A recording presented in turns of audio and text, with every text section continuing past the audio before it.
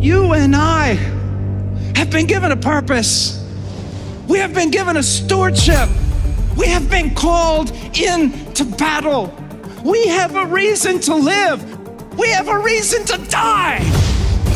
God is sovereign over everything, but he is worthy of praise, not just for the creation of the universe, but for the salvation of your soul. Faith is not a creative thing, a meritorious thing. It's a receptive thing. Faith is not a creator, it's a beholder. It beholds the righteousness of Christ. Faith will always move us to action, to a life of obedience, to a life of sacrifice, to a life of service, to a committed life that believes that the God who spoke the world out of nothingness is the same God who has promised you life abundant and life eternal, and his promises are true. You are welcome to this sovereign Savior who has no to-do list by which you might convert his gift of savability into salvation, but who, by his efficacious atonement, has fully accomplished salvation, a salvation to which you need add nothing. Our faith in who Christ claims to be is our first business. Our primary assignment must never be compromised. We are called to faithfully preach the word.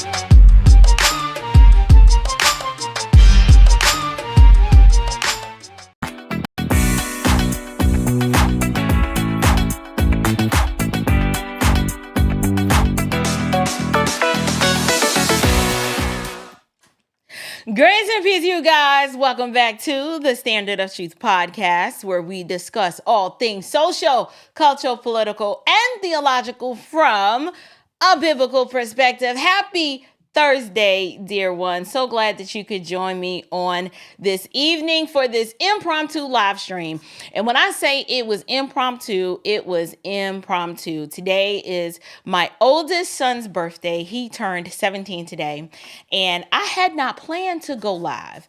However, we celebrated earlier as a family, and he was like, "Mom, go ahead and do your thing. I don't care." So here I am. I'm excited to be with you guys. Shout out to everyone who is joining us on the live stream, whether you're watching us on YouTube or Twitter.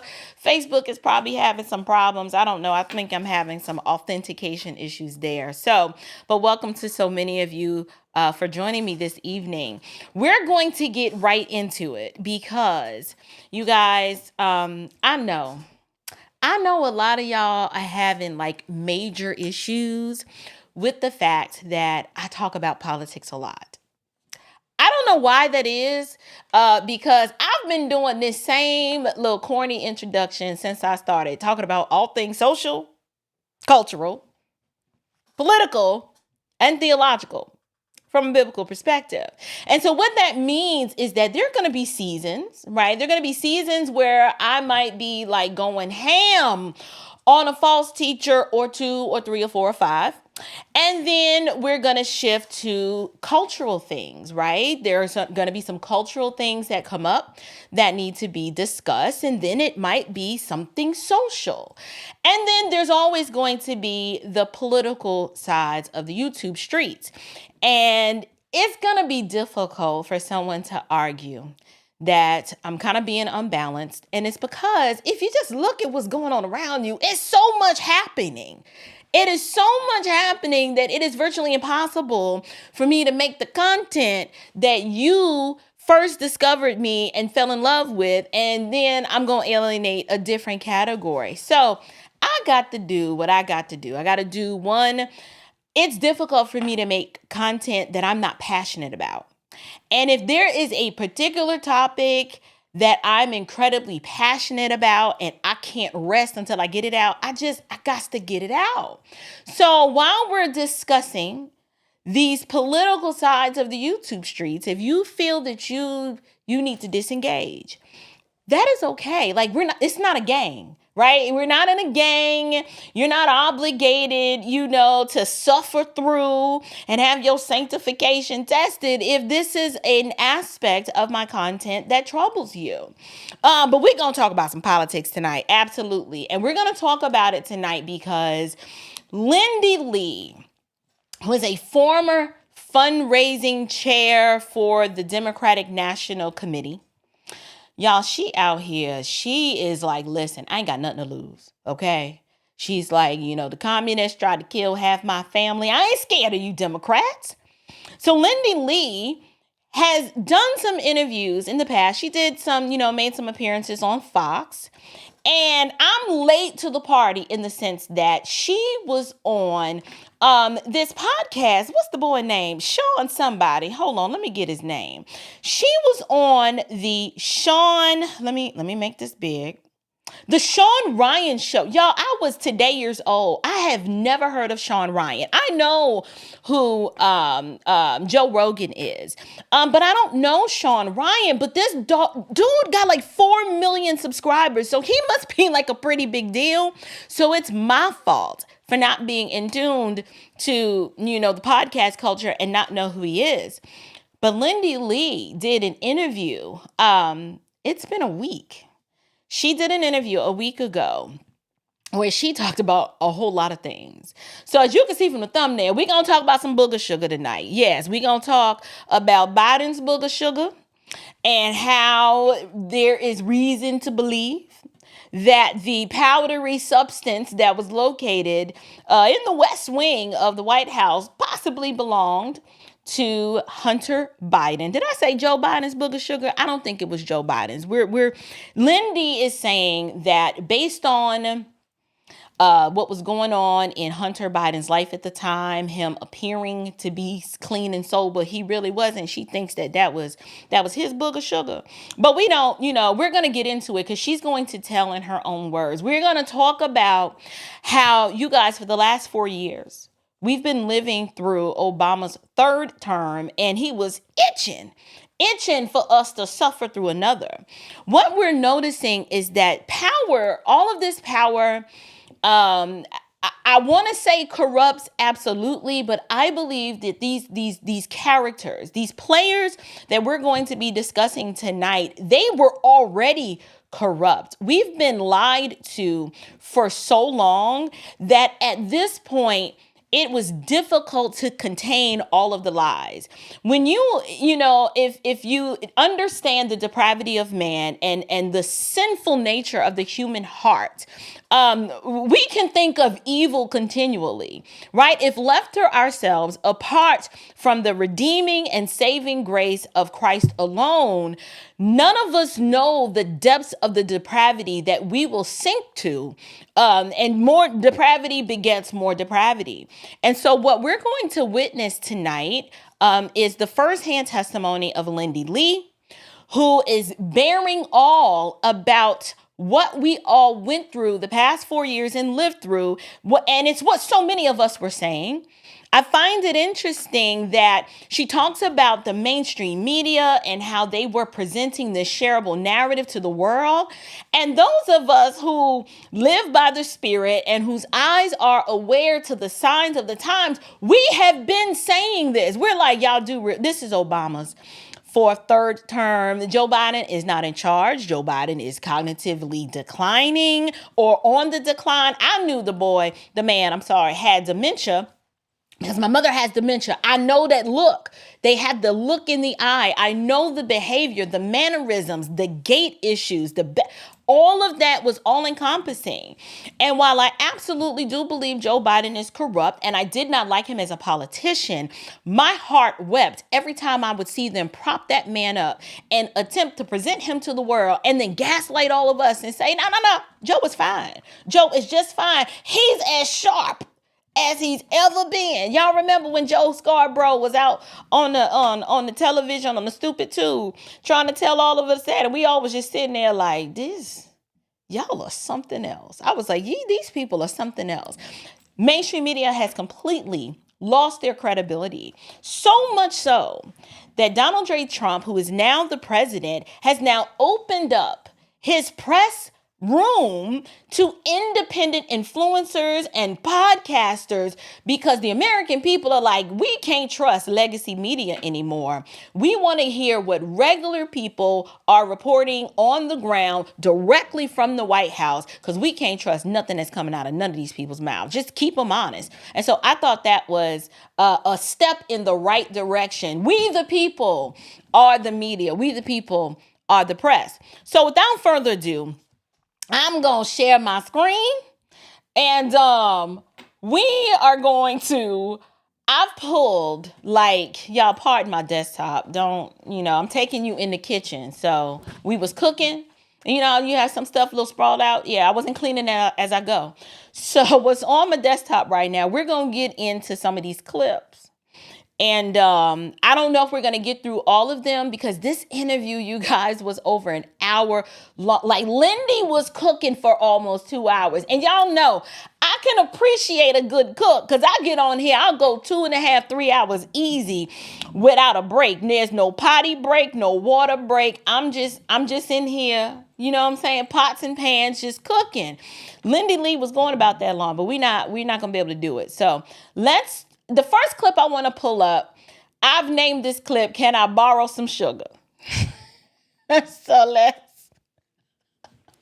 am on one tonight.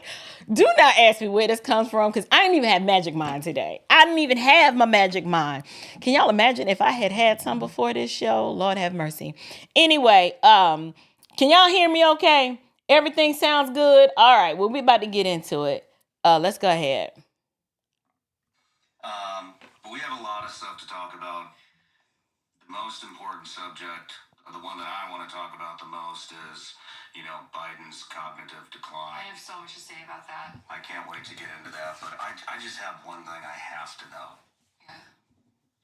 Whose cocaine was in the White House? Oh my gosh. Can I just say that I am friends with members of the Biden family, one of whom actually lives down the street from me. I think it's easy for people to figure out who does. I mean, I live in Philadelphia. Okay, fine. Ashley Biden lives in Philadelphia. I did hear from someone close to the Bidens that when Hunter said he was sober, he actually wasn't sober, and this is when Biden was still president. So it was Hunter's coke? I can't say for sure that particular bag of coke was his, but I'm just saying that when he claimed to be sober, he wasn't sober. Oh, okay. I think if it was Hunter's, it probably would have been an empty bag. But I'm just saying, he had this mirage of the fact that, he pretended to turn the leaf, he pretended to be a good man now, but a lot of that was just a charade. Yeah, Hunter definitely likes to party. He certainly does. And going to that, I want everyone to know that at every event, he was in the front row, sitting like he was royalty. And a part of me was just like cringing inside because he was waltzing around like the entire world didn't see him prancing around naked with prostitutes and snorting cocaine. I just like, does this guy have no shame to be at the White House in the hollowed halls of the people's house, pretending like nothing happened, pretending like the world didn't see him in a bathtub? Okay, you guys, were y'all having trouble hearing Lindy? This is Lindy Li, who was a fundraising chair or one of the top fundraisers for the Democratic Party. Leave me She's a little thin. Build your inheritance. I noticed Lindy's on the thin side. She's, and I think Americans, we are, she is a little on the thin side, but on to be fair, we are used to seeing people with way more meat on their bones than they should. So we're probably looking at her like she's sick, but her arms do look a little thin, but I don't know. Let me ask you guys, did you guys have a hard time hearing that? Let me know if you guys were able to hear that. Okay, it was fine. Okay, turn up your volume, sis. It seems like everybody thought it was okay. I thought it was interesting. So the question came up, whose Booger Sugar was that in the White House? I love saying that. I don't know why. And she did not allege in the affirmative 100% that it belonged to Hunter, but she did imply by saying at the time when this happened, Hunter was attempting to present this front like, I'm clean, I'm sober, daddy, I'm doing the right thing. But that wasn't the case. He was still, he was probably still engaging heavily in narcotics. But what I thought was even more disturbing was the fact that when y'all have to understand the Biden crime family, they don't have any shame. They have been so corrupt and so morally bankrupt for so long that the idea that he could sit on a dais or on the front row at an event, he's political royalty. So the accountability factor, the embarrassing my parents factor, I'm embarrassing the nation factor, that gets lost on them. And hear me clearly. I am very much familiar with what it's like to have a family member that is addicted to a controlled, is it called controlled or uncontrolled substance? I don't know. We do have the Drug Enforcement Agency. So does that make it controlled? I don't know. I don't know all of the particular in and outs of the technical term. But I got crackheads in my family, okay? And so when you have crackheads in your family, there's a part of you that kind of always wants to give them the benefit of the doubt because you love them. This is your family and you want to see them win and you want what's best for them. And you don't want to always accuse them of are you back hitting it again? You don't always want to be hiding all your stuff, but at some point you just get into this routine of just accepting that this is who this person is. And the fact that this is the son of the president, I don't know why we're treating him with kid gloves as if this was a security risk. This was a national security risk. I do not care that this was the president of the United States' son.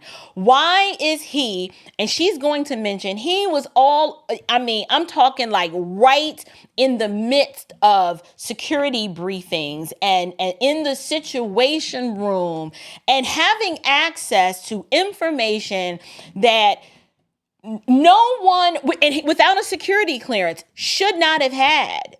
And yet, in this last administration, it is by the grace of God, the Lord protected this country from dangers seen and unseen, known and unknown. Because when you got a crackhead who has access to everything essentially. We don't know the nuclear codes. Joe Biden didn't know whether he was coming or going. And here it is.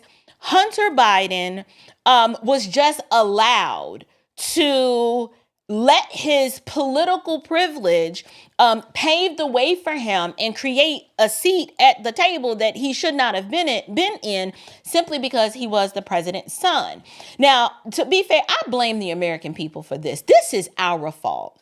We have to eat this. You want to know why? Because we've known for a very long time that Hunter was a crackhead. Like, we knew this. Even though I will admit the mainstream media actively suppressed that truth, by suppressing the Hunter Biden laptop story. And actually, Lindy is going to talk a little bit about that. She's not in this next clip that I pulled, but I just thought it was interesting that she talked about this person who lacks a security clearance was allowed to be literally in the midst of everything, and no one was saying anything. No one was saying anything. Do not tell me that there is not a double standard. There's no way this could have happened. A GOP candidate would have been allowed to move like this without the media just going ham and having a field day with it. This proves that there is incredible bias, and that even if you like my content for whatever reason, but you're a leftist and you like, I don't know why I keep watching her because I don't agree with nothing she says.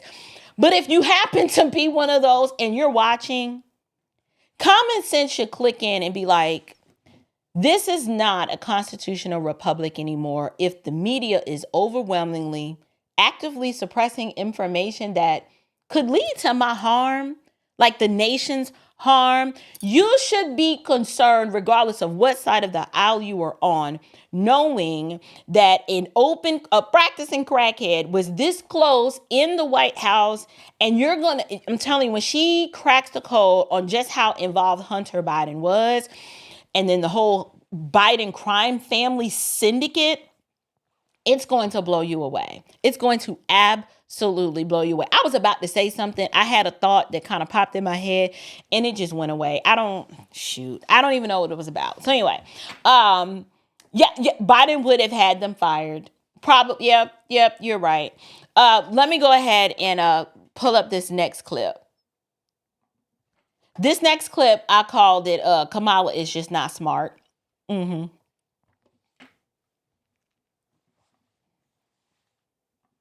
Before we get started, when we first met you, what happened on Joe's podcast?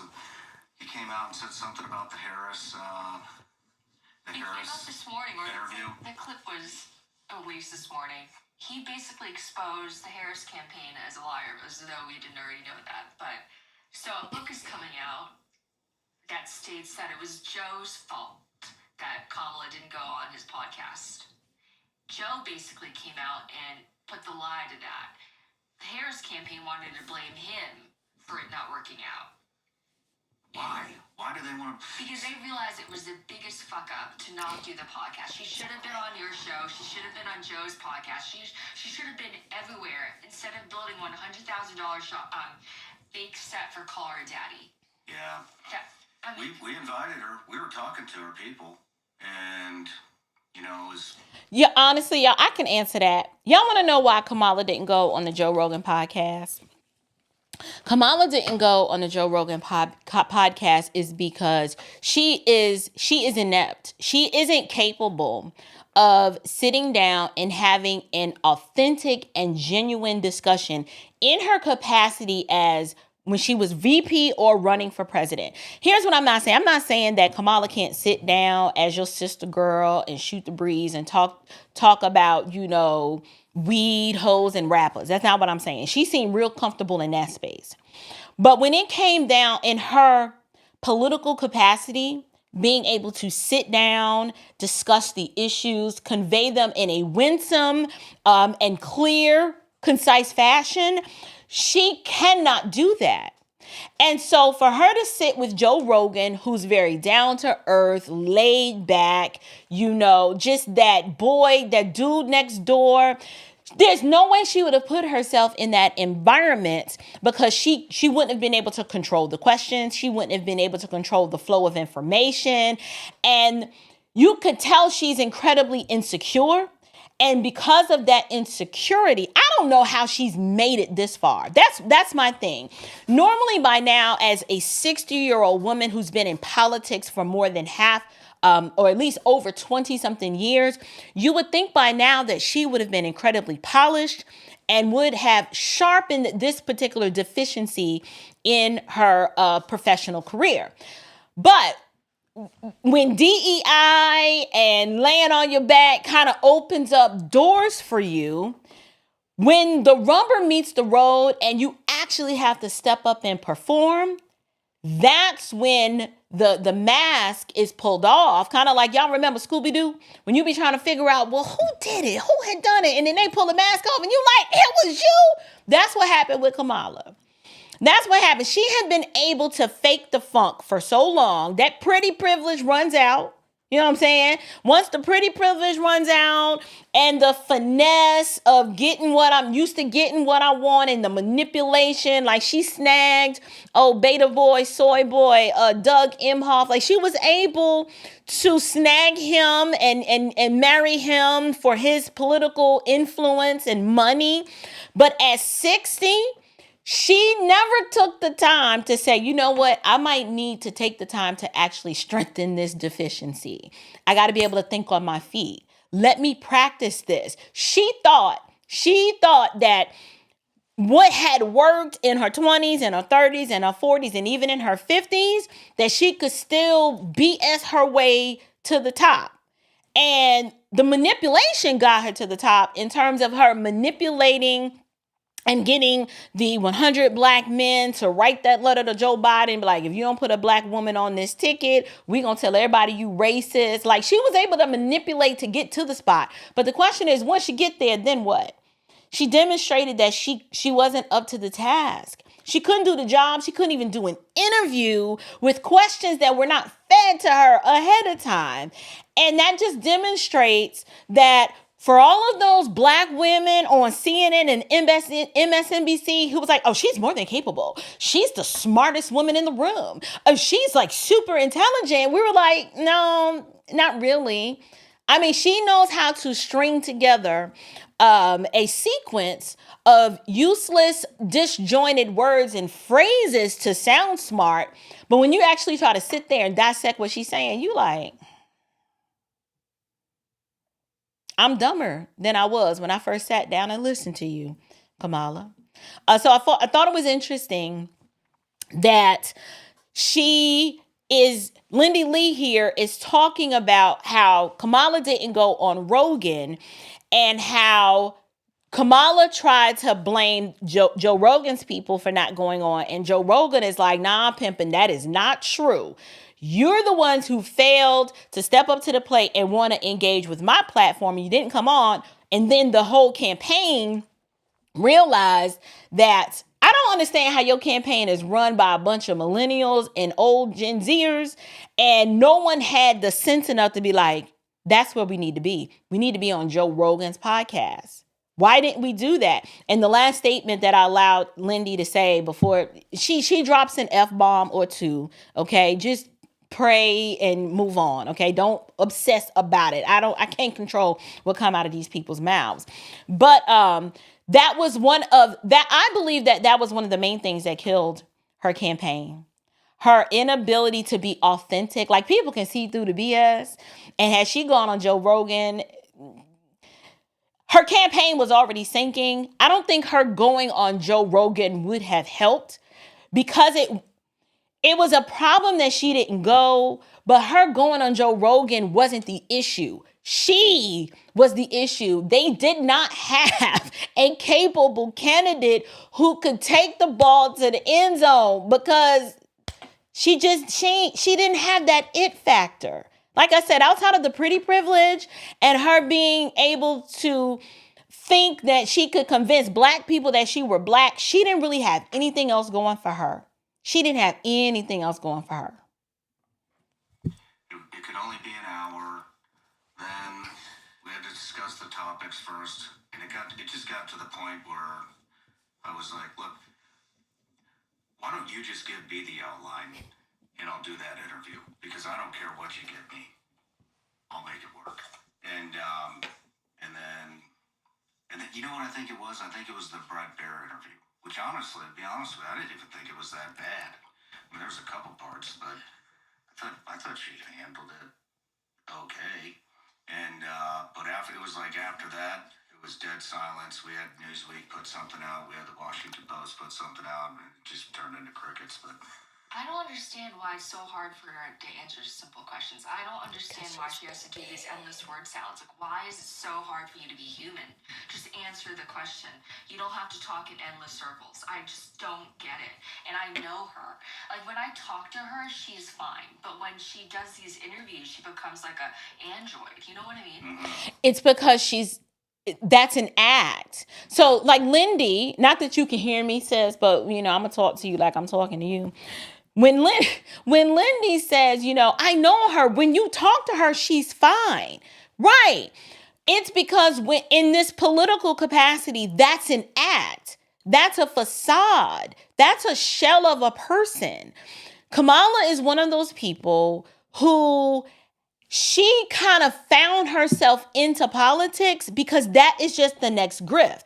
So the first grift was, let me, move up in the ranks in my professional career by manipulating and finessing men. And then that is what brought her to the political space. But she's not there because she actually cares about serving and helping people.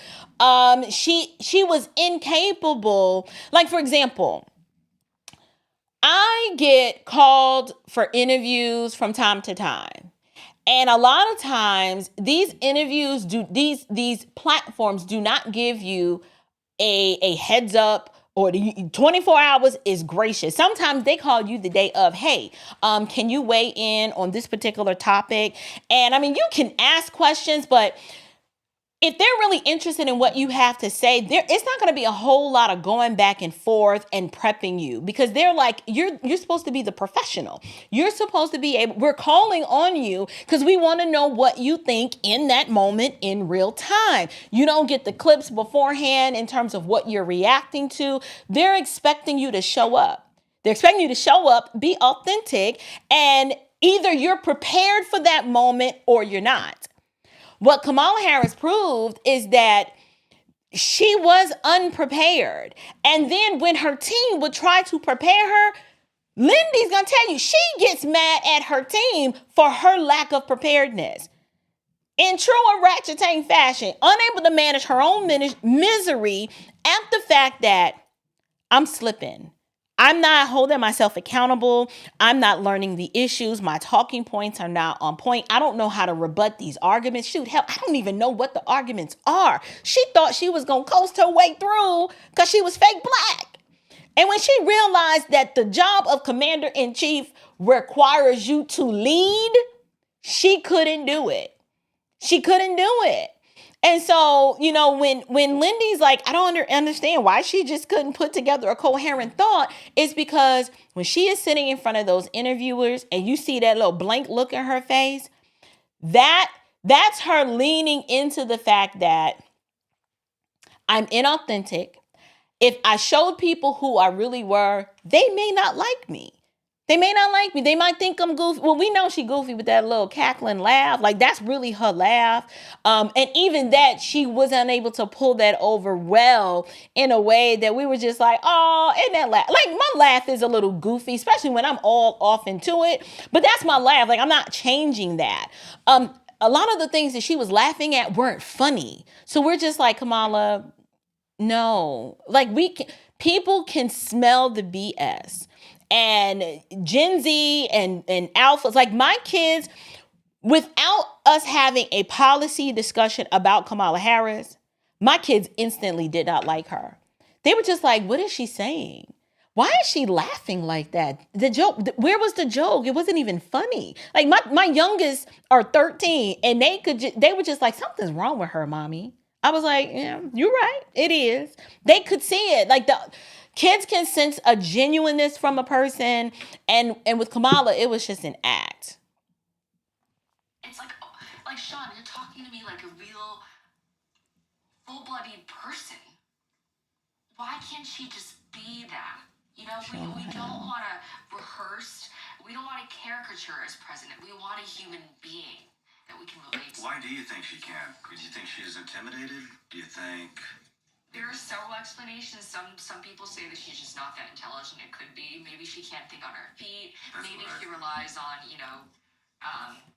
talking points. But I have friends on her staff who tell me that she would get pissed at them for her own lack of preparation. Like, she would yell and she would get frustrated at them for her own inability to read the talking points and to internalize them.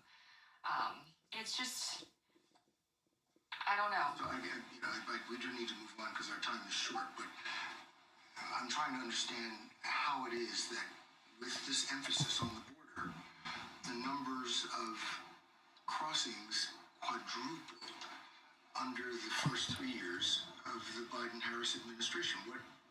How did that happen?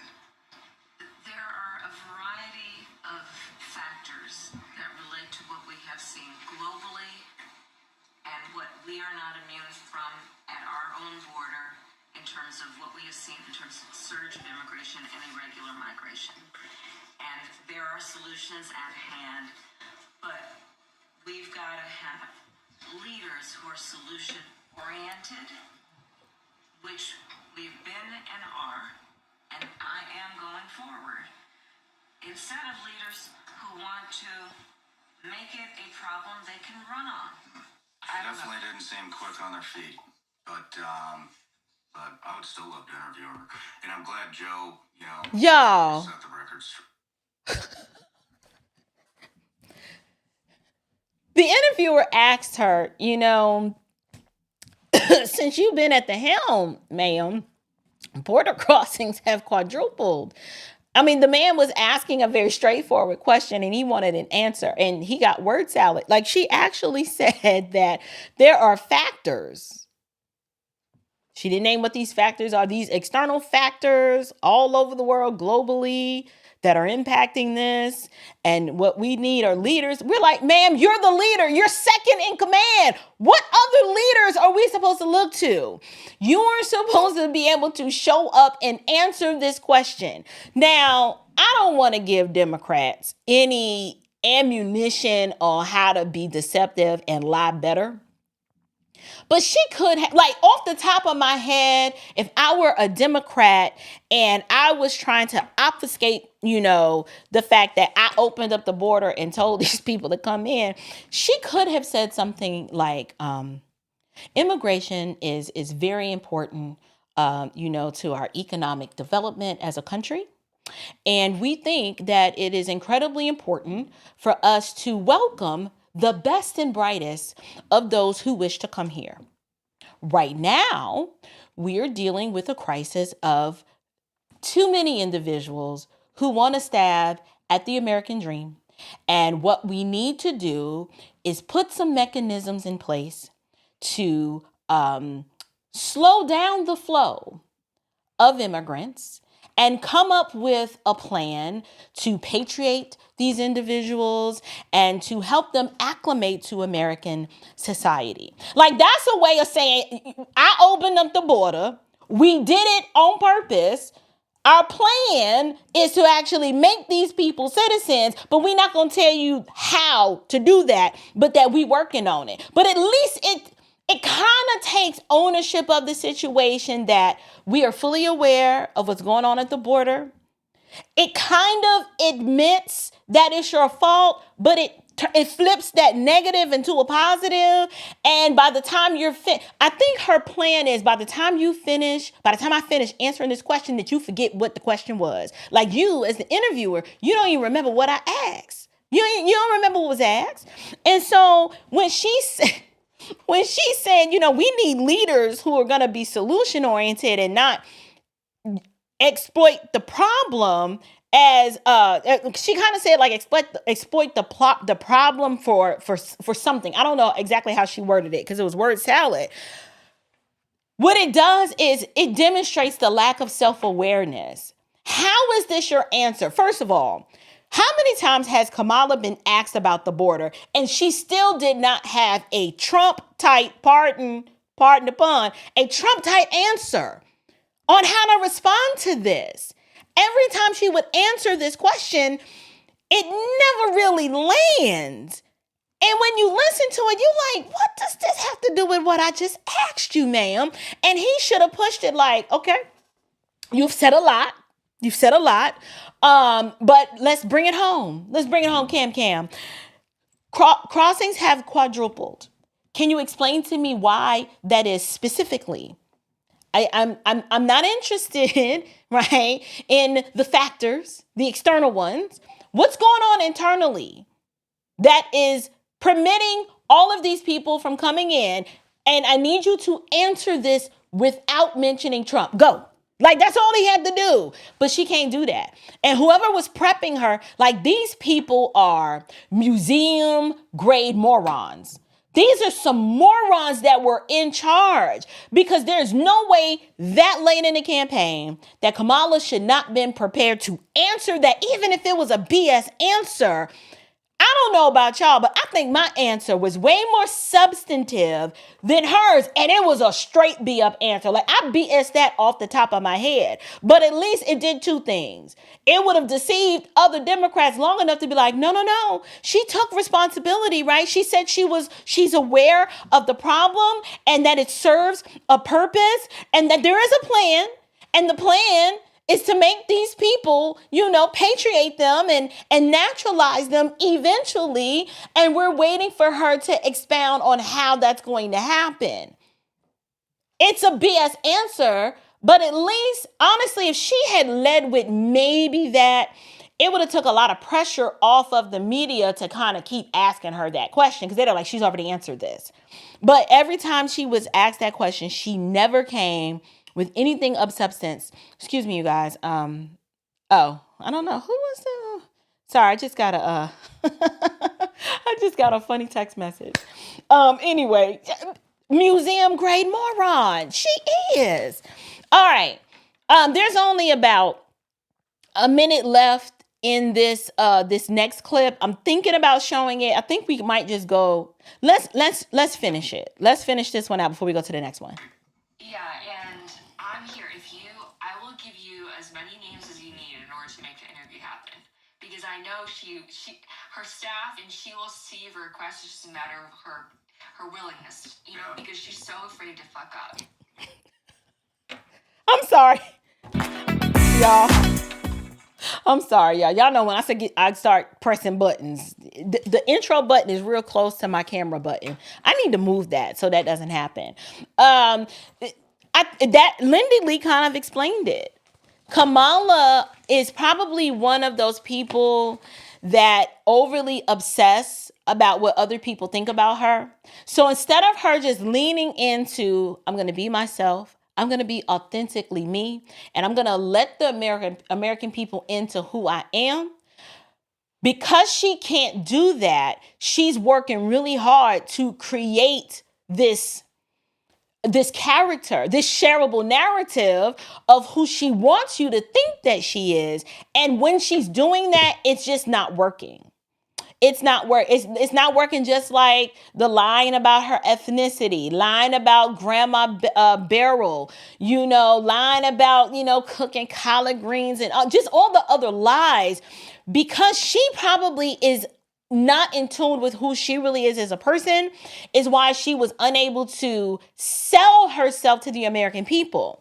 This is one of the reasons why I think Donald Trump would have never been able to win as the person that he is right now 30 years ago. We needed ghetto, just raw, authentic, I'ma say what I gotta be said and I don't care who likes it. We needed Donald Trump in this day and age, because because of social media, they want to present this illusion of who they are. They're afraid to reveal, this is authentically me. Take it or leave it, like it or lump it. This is who you're going to get. And so when people could see the inauthentic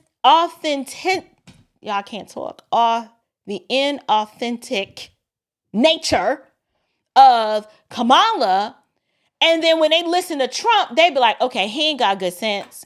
He a sloppy communicator, but he real. Like, he's not gonna shapeshift. He is who he is, and you either like him or hate him.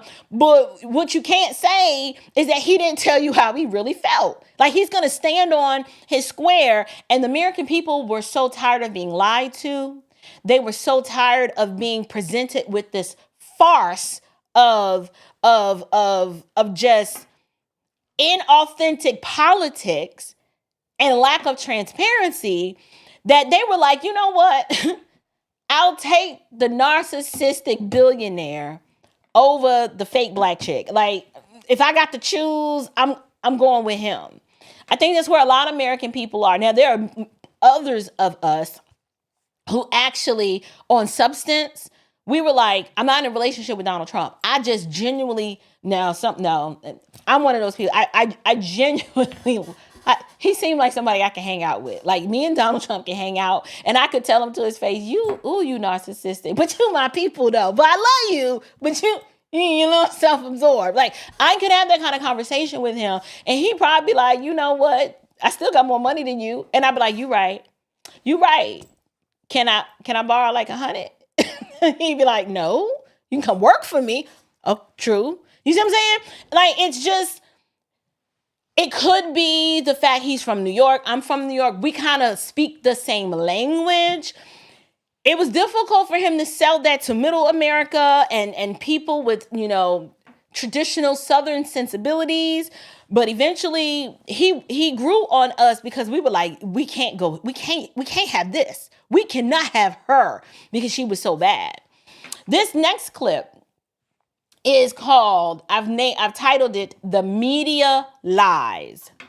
So let's go ahead and look at this one. All right. But so one of the things I do is I offer them the opportunity to ask each and every guest a question. And so this question is from Eric Alger. Lindy, you're a strong advocate for progressive policies and frequently appear in the mainstream media to push your message. Conservatives often argue that media landscape is overwhelmingly biased towards the left, silencing dissenting voices. Given your platform and reach, do you acknowledge that there is a media bias problem? And if not, how do you explain the censorship and suppression of conservative viewpoints on major platforms? I totally agree. Well, there's one element of that question that I'm gonna have to politely disagree with. I don't think I've never been an outright progressive. I'm progressive on the environment, but that's pretty much it. I want clean air and clean water, and I want to remind everybody that this is a fundamentally Republican issue, originated with Richard M. Nixon. He started the EPA.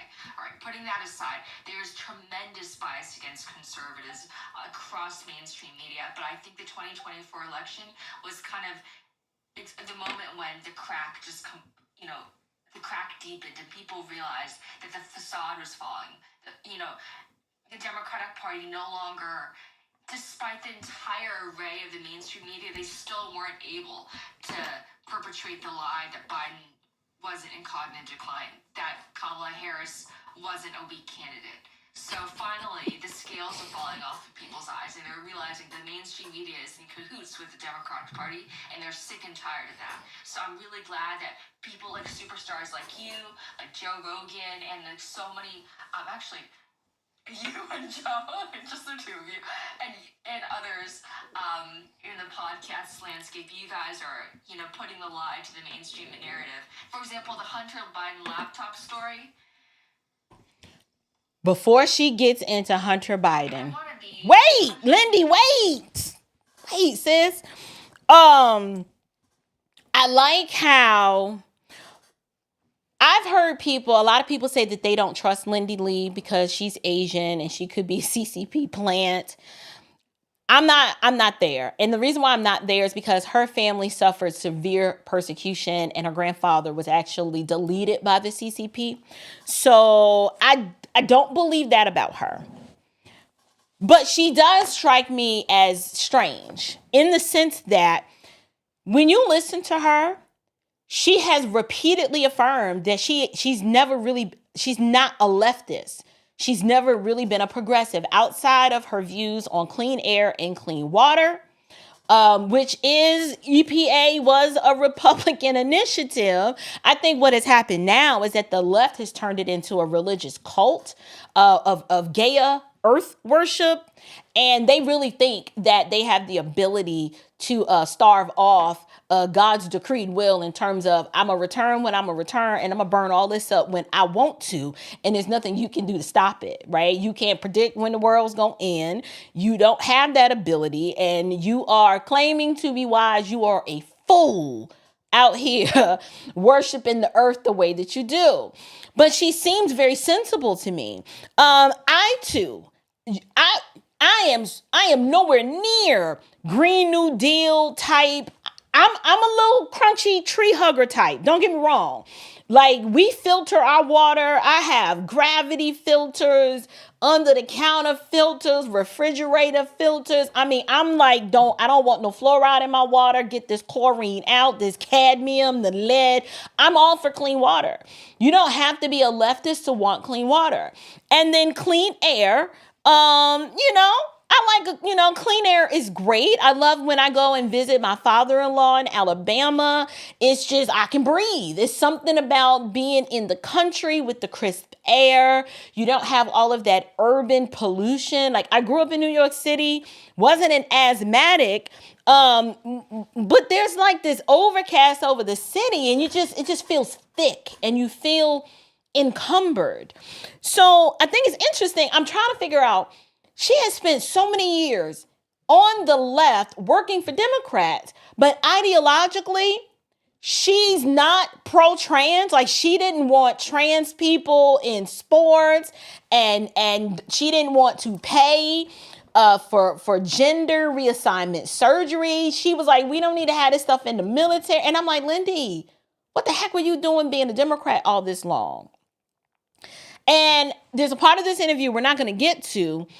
And she honestly, she says, I've never really been a leftist. It's just in the environments where I grew up, being a Republican was not an option. You were shunned for being a Republican. And while I understand that sentiment, for me, I have a difficult time. When I say it's hard for me to respect a person that can't just stand on their values and lead with that regardless of what the group says. I like her, but it is harder for me to respect a person. I don't like a person that feels like they have to be a chameleon to move in the world and function a certain way. If she has been a Democrat because she has found a way to make and earn a living in politics, I get that. Your job requires you to side with the group. But there was so much wickedness and she's going to talk about it, that's pushed by the left. I'm like, how could you in good conscience stay as long as you did? Like, you could have, her resume, I'm pretty sure is spectacular. She could have easily started her own consulting firm. She could have easily consulted and fundraised on the right. Why the left? This is not that, when I say, it's not that I don't trust her because of some ties to the CCP. I just question. She doesn't speak like a leftist at all. She talks a lot about her upbringing. And I'm like, why did you push the narrative for as long as you did? Why did you do that? That was harmful.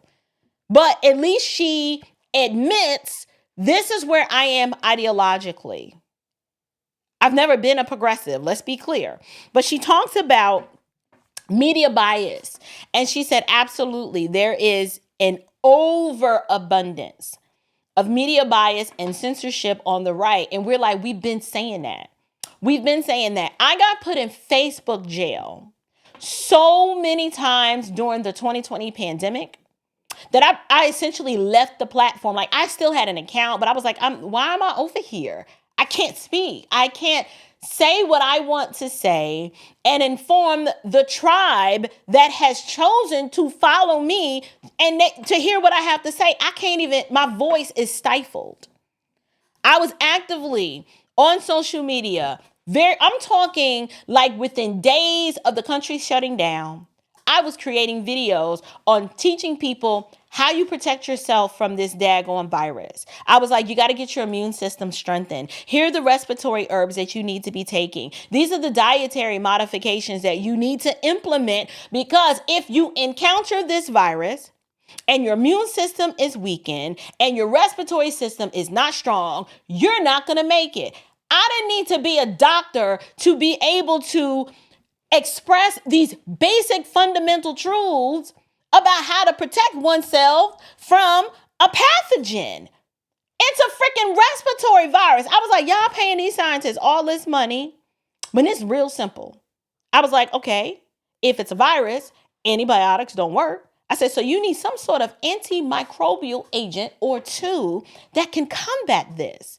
I was like, there's too many substances found in nature that can do that.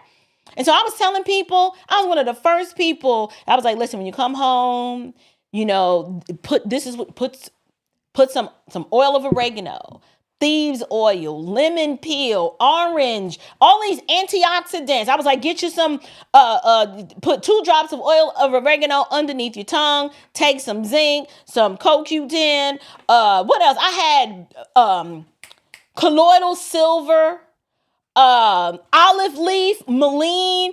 I had so many remedies that I was telling people about, and things that I was like, you can go and run to Amazon and get these things to protect your family. And Facebook shut me down. To this day, I still have the YouTube on my other channel that I don't post on, Basic Healthy Living. They were pulling videos down from 2020. It was 2024. I was like, why do you even care?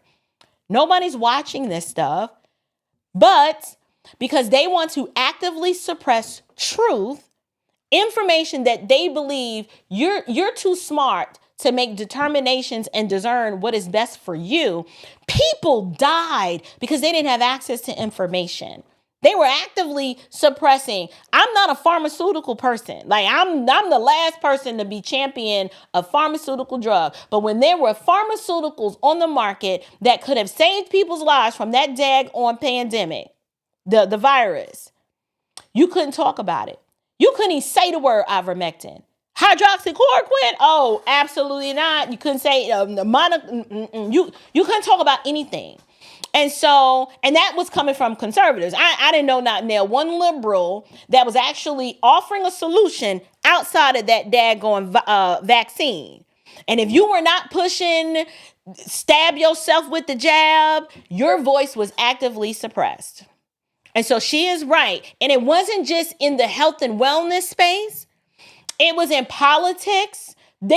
Their policies and their worldview is so bankrupt and trash that the media had to be bought and paid for to suppress the truth in order to sway public opinion so that they could win. And they still lost. That lets you know that the truth is going to prevail regardless of what you try to throw at it. And so when she starts talking about when the Dems couldn't lie anymore, they had the media on their side.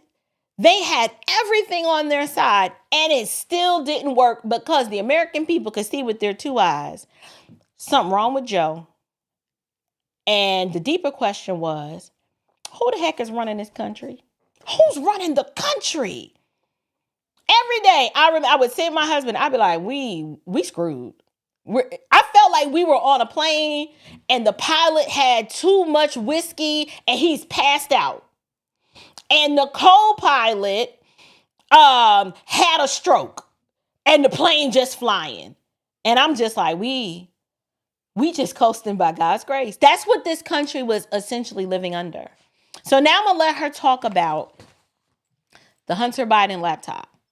Let's let her talk about that. Honest, okay. I don't think the 2020 election was stolen, but I think it was rigged. How do you think it was rigged? Because the Hunter Biden laptop story was real as fuck. Oh, girl, watch your mouth. It wasn't Russian disinformation.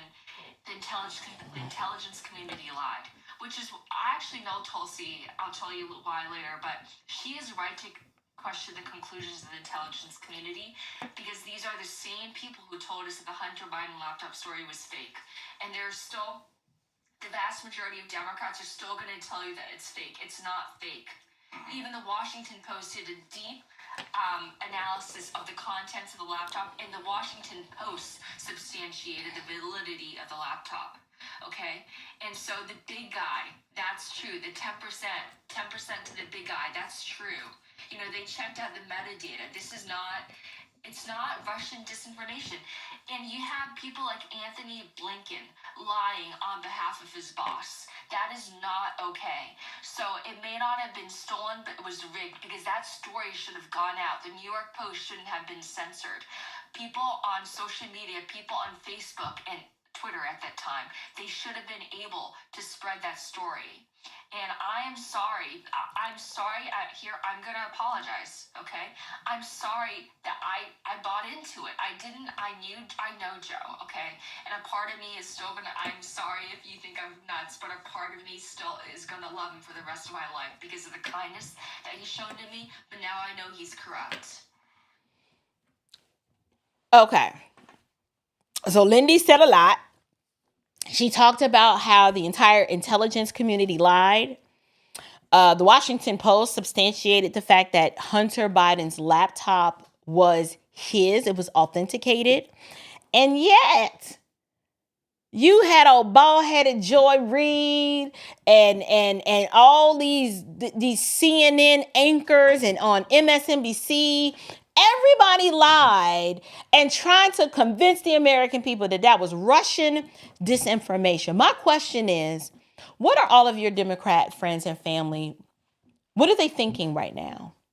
What are they thinking? Are they still going to go down with this sinking ship and just act like this is not happening, as if the truth is not being revealed to us in real time?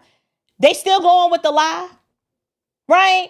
Like, you have someone who was on the inside who has coming out telling you, oh, that was absolutely Hunter Biden's laptop. And the media actively suppressed that information because they knew that if it had come out as true, that it would have cost Joe Biden the election. I'm wondering if the hatred in your heart for Donald Trump is so deep that you're like, even in the face of all this truth, I still would have wanted Joe Biden to win. That's when you know you are spiritually bankrupt. Because a person who is born from above with the Spirit can clearly see between two pagans, a pagan king 1, king 2, right? I'm referring to Donald Trump and Joe Biden. Nowhere near am I saying that you have to affirm Trump as moral or righteous or beyond the, no one's saying that. And no one is saying that you even have to say the same about Joe. What we are saying is, why can't you objectively look that there were two candidates, that there was something actively being done to prevent one from being in office, and it was done at the hands of the other one, and something is wrong here? Are you that blinded by your hatred in your heart that you're like, wait a minute, if all that stuff on the Hunter Biden laptop was true, and that this man was actually extorting money from other foreign entities and pocketing the money, like our money, why do I want him to be the commander in chief again, on top of the fact that I know he's cognitively impaired, but the media keeps lying to me? At what point am I going to accept the truth? This is what makes me think that individuals, black and white, that are liberal, either there is some sort of mental deficiency present, or no, we ain't got to blame it on mental deficiency. This is a spiritual blindness. It is a willful spiritual blindness that prefers a sanitized lie than the ugly truth.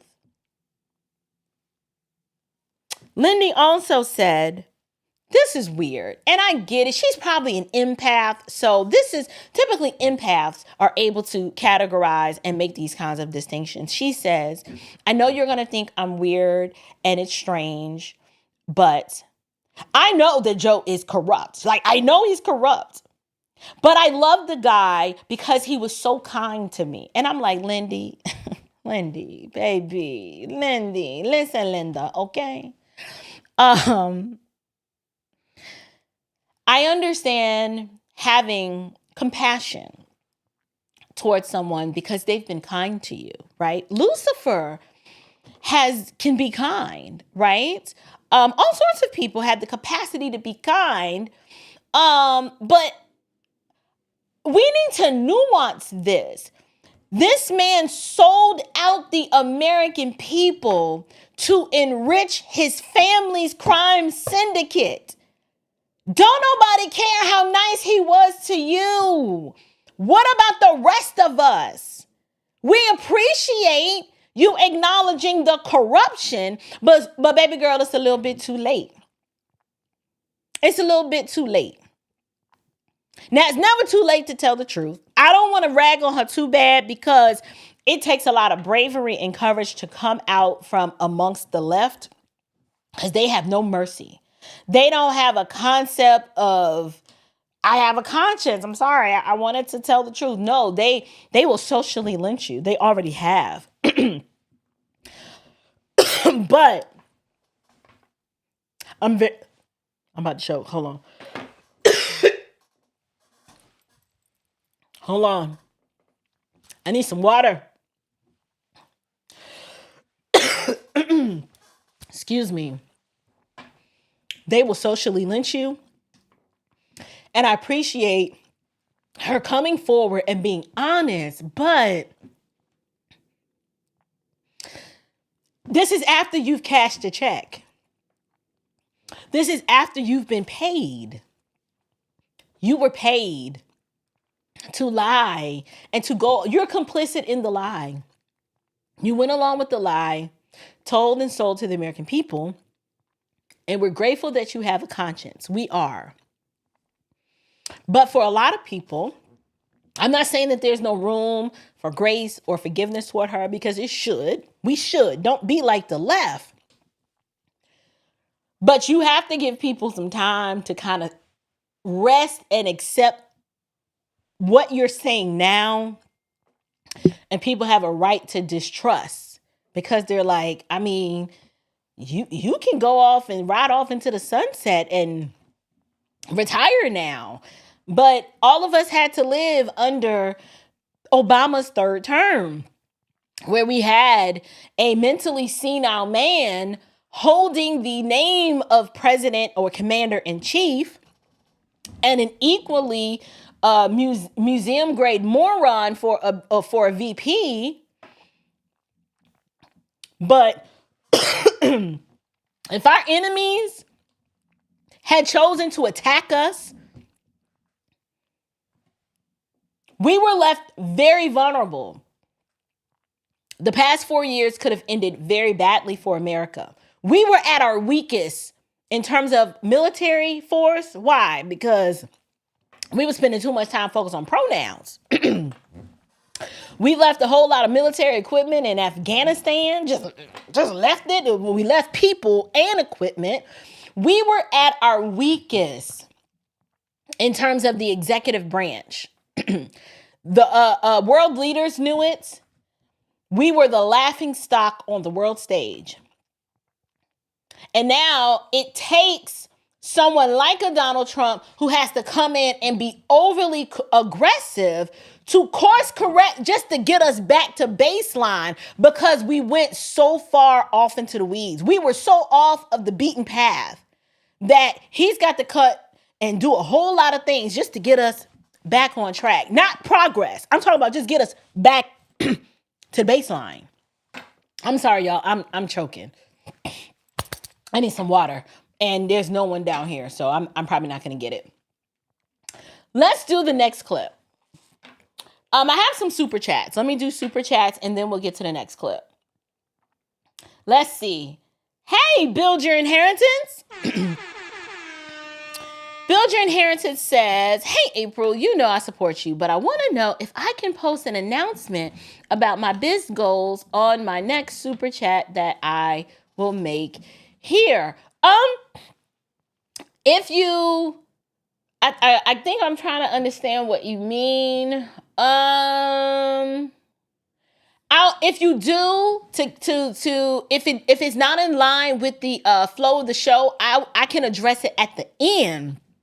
But because I always clear out my super chats before I end the show. So two things. One, thank you for your super chat. I greatly appreciate it. I appreciate all of the support you've shown. And then two, you are free to do so. If you do leave it though, please bear with me.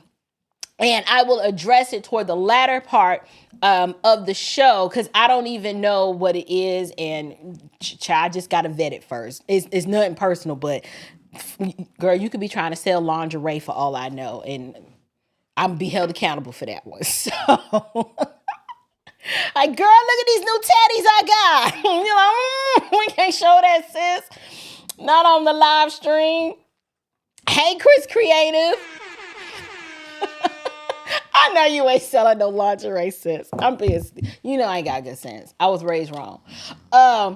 How can you say you believe in climate change and that the U.S. uses too many resources, energy, etc., but come on, Chris. But allowing 20 million illegals in to use more of all of that is fine. Make it make sense. It doesn't. And this is why, Chris, this is why I said she's probably an empath. She is probably, well, and y'all don't get offended by this, but y'all know how I talk and how I communicate. Lindy is single. She mentions that in this interview. I don't know if it's in one of the clips that I pulled, but she mentions that she is single. She is unmarried.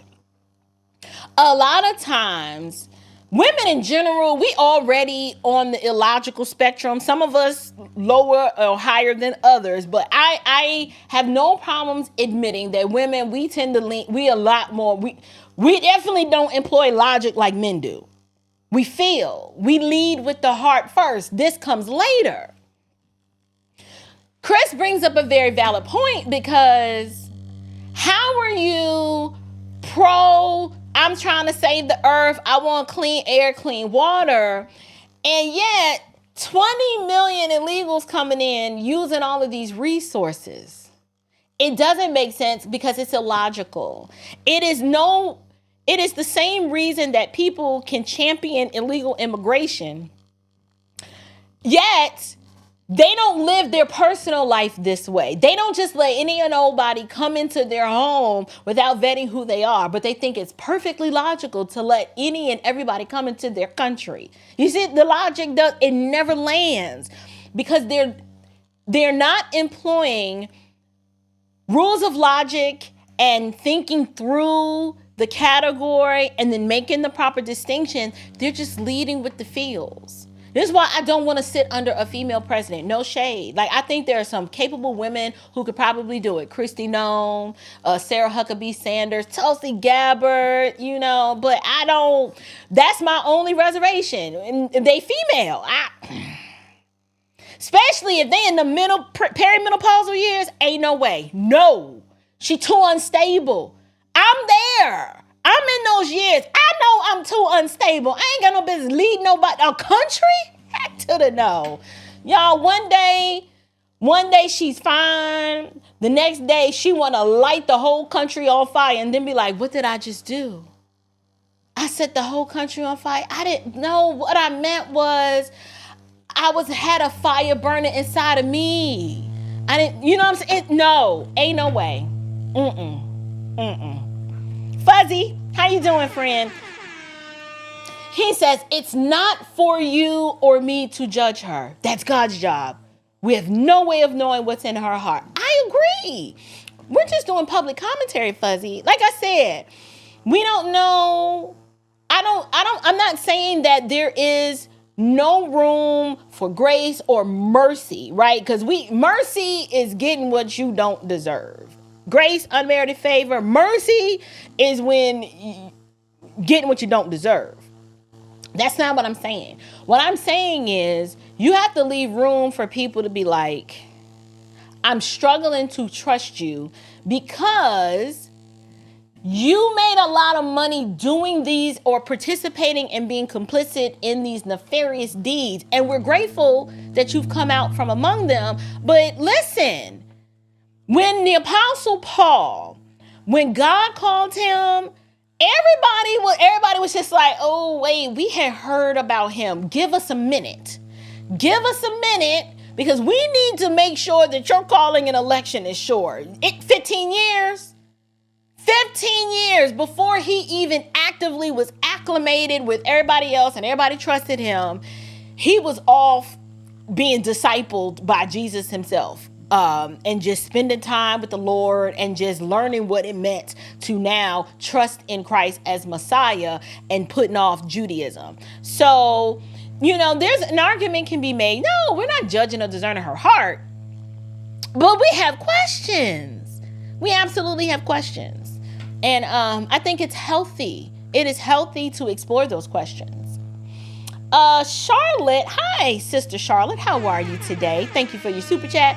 Wasn't Satan trying to be, girl? Yes. He was offering him all kinds of shiny things as if the earth didn't belong to Jesus. Ain't he deceptive? I'm like, you have no power here. I control you. You know what I'm saying? Isn't it crazy? But anyway. All right, let's, what's this next clip? Oh, this next clip that we're going to show is called Joe's Mental State. Definitely not. No, open. So I want to get into kind of the meat of why you're here. Sorry, you guys. Hold on. Give me a second. So you're basically coming out and saying that... Stop. Lord have mercy. It don't listen. It don't listen. What is this one called? This Joe's Mental State. That's what this one is. Definitely not.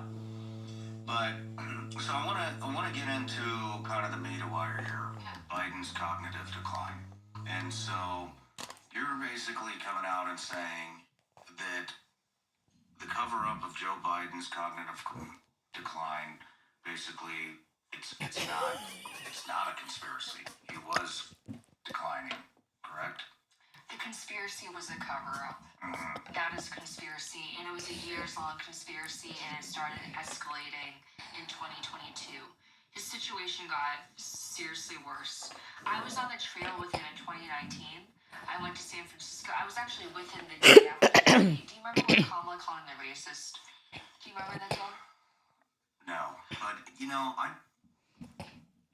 I remember in 2020 and parts of 2019, I don't watch any legacy media anymore.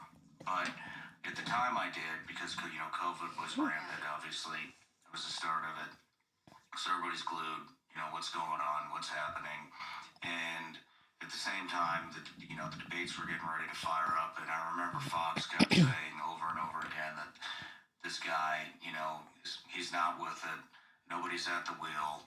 Nobody's driving this train. This is basically just describing what we all know is true. But I didn't buy into it. I was like, this has to be way over embellished. There's no way somebody would be running for president.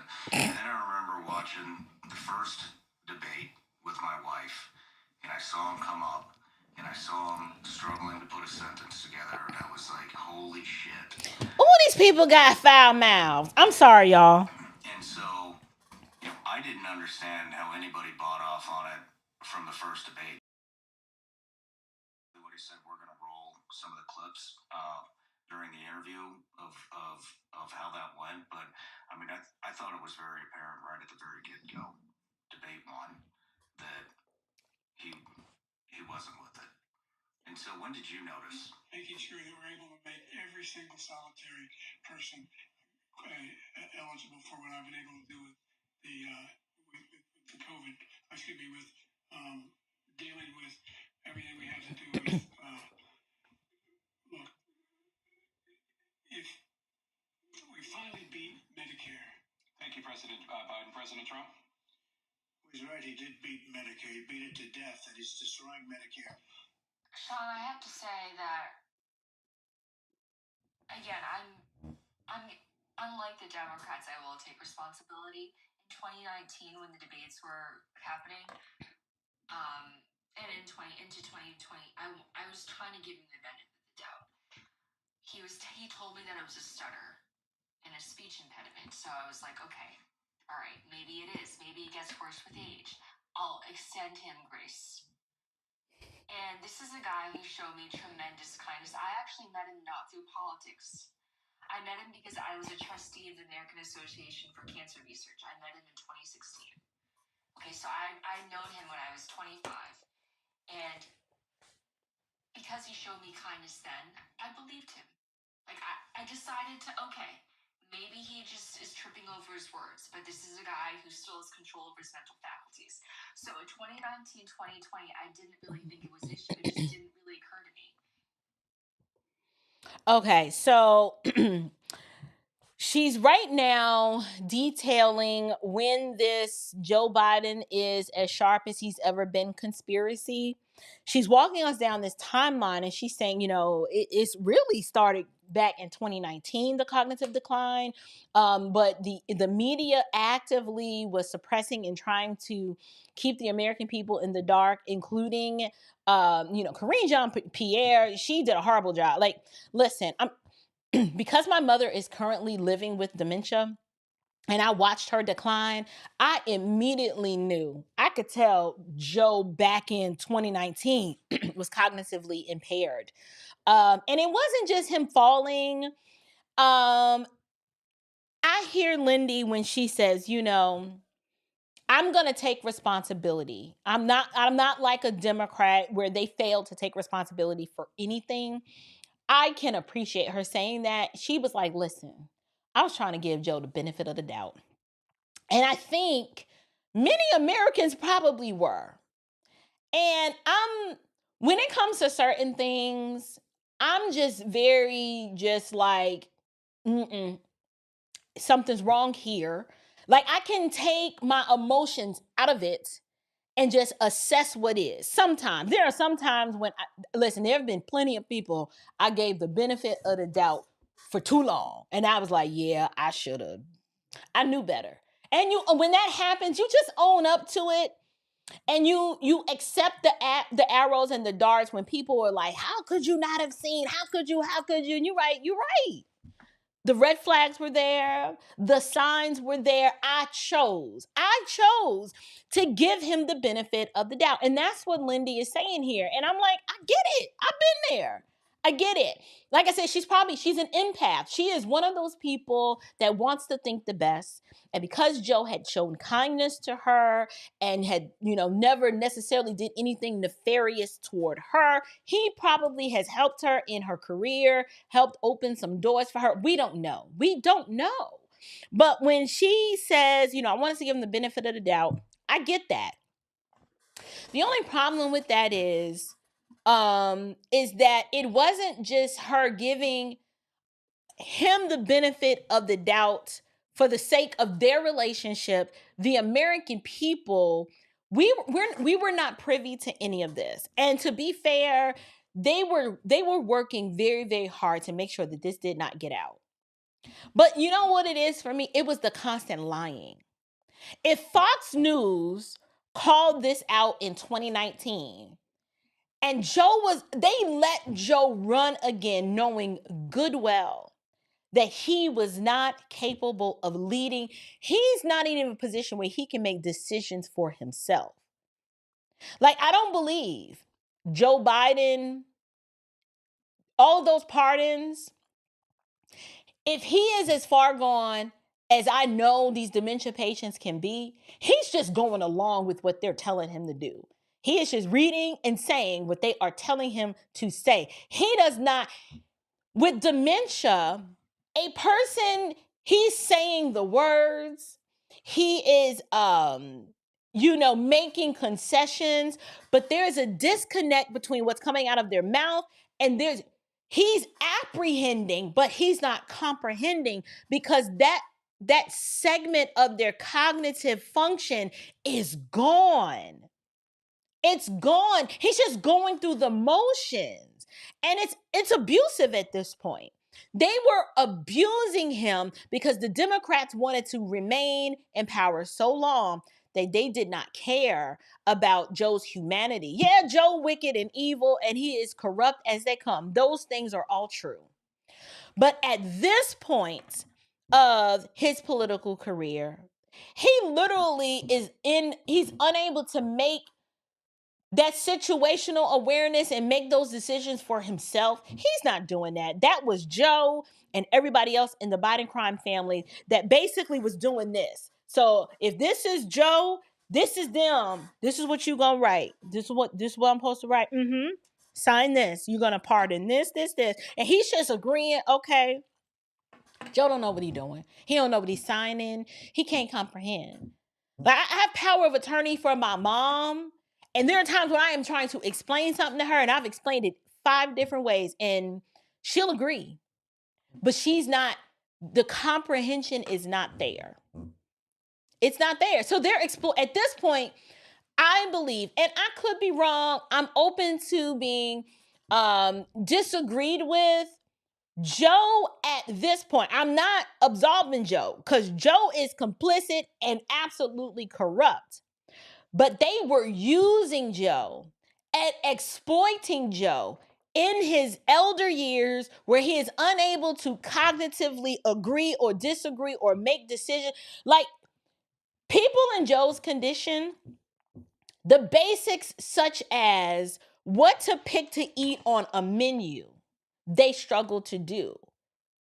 They need a lot of affirmation. They need a lot of, there's a term that is called, when I was talking to my mother's doctor, there's a lot of redirection that you have to do. There is a lot of explaining what comes next, but you can't give them too many steps. They were exploiting the mess out of Joe. It's just so evil and wicked, and it's reflective of the fact that I told y'all back in 2022, Jill Biden does not love Joe. She don't love that man. She don't, because if she loved Joe, one, she would have sat Joe down a long time ago and said, we love America. Joe loves America. But we love America enough my husband needs to live out his final days enjoying his grandbabies and just sitting on the beach watching the sunset. He's not fully here right now. And so we're going to go away into our private life. And now granted, the reins would have been turned over to Kamala. Maybe Joe. All right, I'm going to say it like this. Jill don't love Joe. And Jill, I do believe, don't really love this country. Jill loves herself and the Biden crime family. But she got a little love for America because she was like, I can't turn this country over to Kamala. So we just got to hold it together till after this election. Because as much as I can't stand the fact that I'm losing power, I definitely ain't going to give it to her. That's what I will say. Let's let Lindy finish. I wasn't watching Fox then, so it wasn't a narrative that I was exposed to. You didn't see slow decision making or inability to you chalked that up. He remembered my dad's name at that point, which I thought was impressive because most people wouldn't. Like, and he doesn't like hang out with my dad. He just met him once, so I thought it was impressive. Maybe it was just good luck on his part that he happened to remember that my dad's name is Richard. So, and then, you were a big fundraiser for the campaign too, so let's dive into a little bit of the campaign.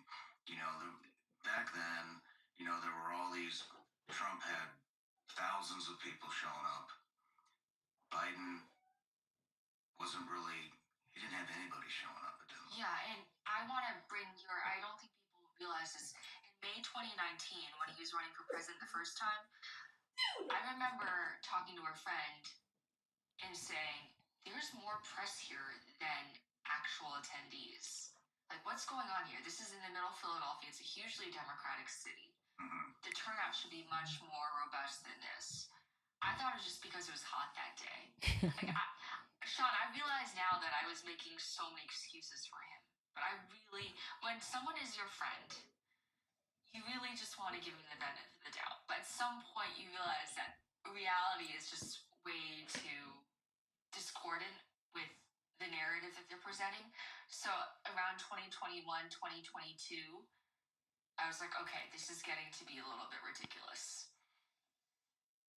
And What was it that you saw? What did you see that was getting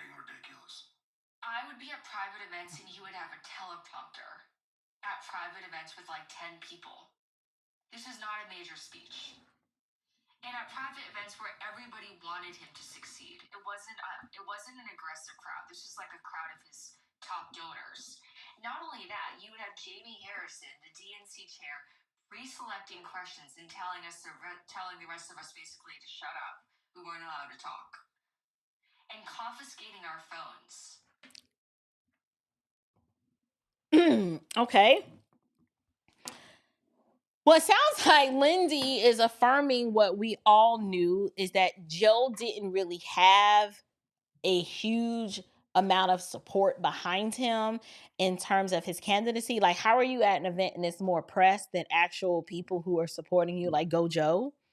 And then she says she realizes that, okay, he must really be down bad when you're at a private fundraising event with 10 people and you have a teleprompter. That's not normal. And this was a part of the charade. And I get it. The more I listened to her, she was like, when someone is your friend, you want to give them the benefit of the doubt. But it got to the point where she was just like, yeah, I can no longer in good faith go along with this lie. They're lying to the American people. Joe is not well. It's obvious. We can all see it. And this is jacked up. The Democrats are done. Y'all, all of this was going on while we were paying $7 for eggs and bacon, and still are, because inflation is still an issue. All of this Biden gas, all these high interest rates, like all of this stuff was happening. I mean, I guess the country was on autopilot. I don't know. I don't know. This is. Does anyone have any thoughts? Like, I understand the different stages of grief. Like, when you were lied to about something, everybody handles this different. You have some people, they go through denial. No, that's not happened. I refuse to believe it. They're going through denial. Then after denial, sometimes comes the anger, where they're no longer denying that it's actually happened, but now they're angry about it and they're trying to process it. And then from the denial and the anger, you get to acceptance, right? Like, a lot of my subscribers are going through that, on a variety of topics that I cover, particularly this civil rights MLK stuff. And I get it. That's why I'm just, y'all go on there and have your temper tantrums. I'm going to be right here, still dropping, doing the content that I do. You're going to be all right. But with this situation, like, if you've been a lifelong Democrat, I am curious to know, what are the thoughts that are going through your head? Can you identify with what Lindy Li is saying, in that I saw the red flags, the signs were there, but since Joe is nice and he reminds me of like that old grandpa, I wanted to give him the benefit of the doubt. And just like Lindy Li, he's saying Fox News was reporting this, that something's wrong with Joe. He ain't all the way there. The elevator is not going up to the top. Lindy Li self-admitted. She was like, well, I didn't even hear that narrative because I wasn't watching Fox News.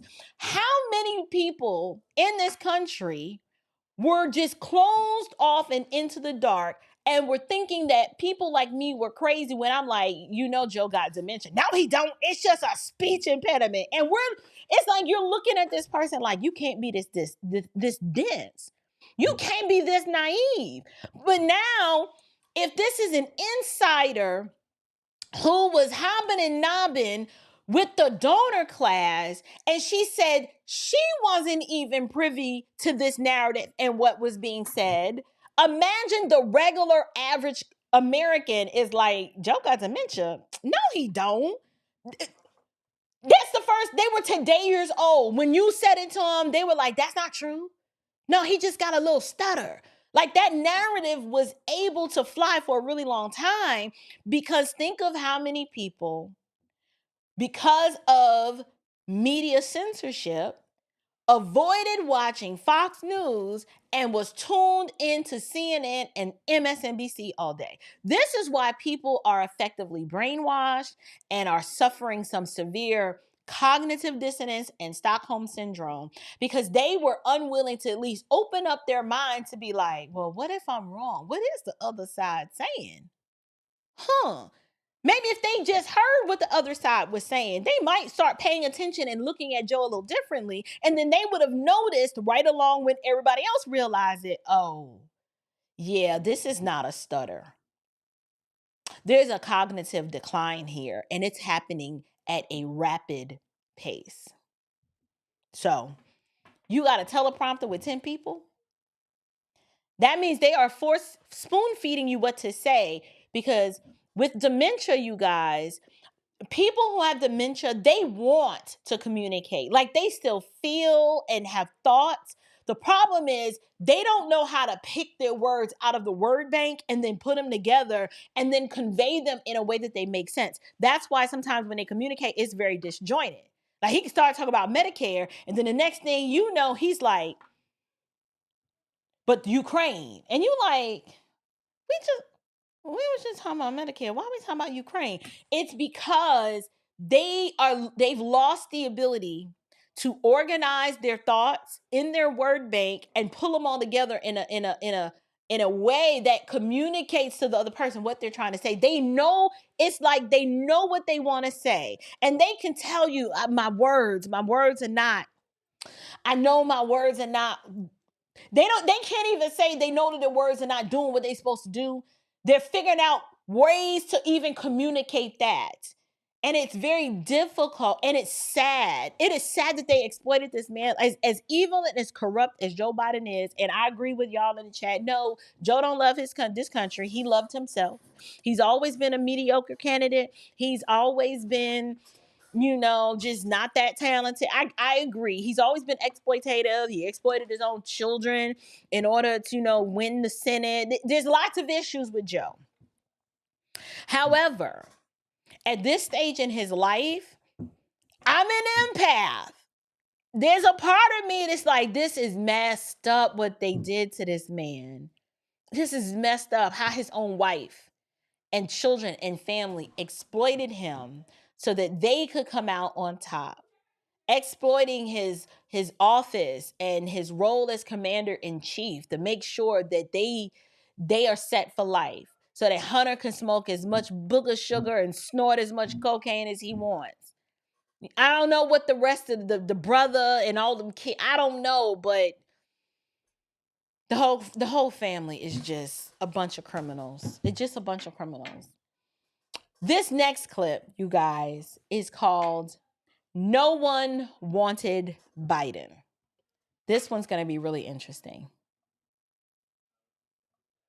They confiscated my phone. Not only that, somebody, and he knows who he is. Who is he? He's. Hold on, I just want to say, did y'all see the dry snitch?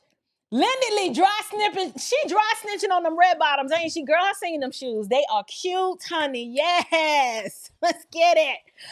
Y'all, I love Christian Louboutin. I do. They hurt. They feel like Satan has bound up your feet and he's not going to let them go. But when you step in, they look good. It's something about that shoe. I don't know what it is. And I seen a dry snitch. I just wanted to point out that the shoe was cute. The shoe was cute. Anyway, keep the party going. Asian. They know who it is. He's no longer there. Remember, drop names, Lindy. He's not important enough to drop, He's like the civilian. If it's an important person, I will, like I did with Jamie. And I'm sure it came down from Jamie. He specifically asked me never to tweet anything about any of these events, never to post any pictures, never to post any Instagram stories. I posted an Instagram story from a dinner with Biden. He pulled me aside very angrily and told me to take it down. It wasn't even a video, it was a picture. That's how tightly wound the operation got to be. Why did they prop him up? Why was it him? Because the alternative for them was so dire. The alternative for them would have been Kamala Harris, and they thought she was such a shitty candidate that they had to prop him up. And so it's just so ironic to me that within days she became the second coming of Jesus. Like everyone thought she was, they didn't hate her. They just thought so little of her. Do you understand? Like they just didn't think she was capable of. Wait, you guys really can't hear her? I've heard a few people say that.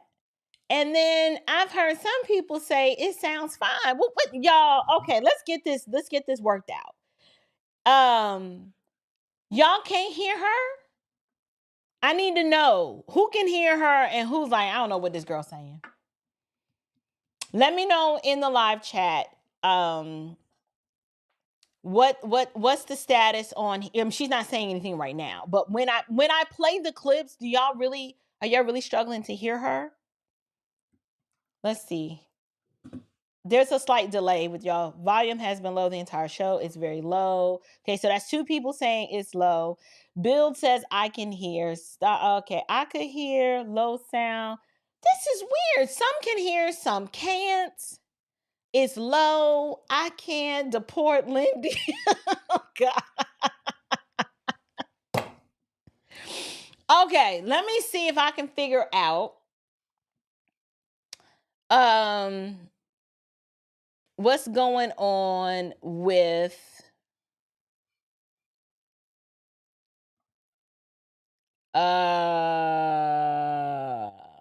no. Let me see. Hold on a second.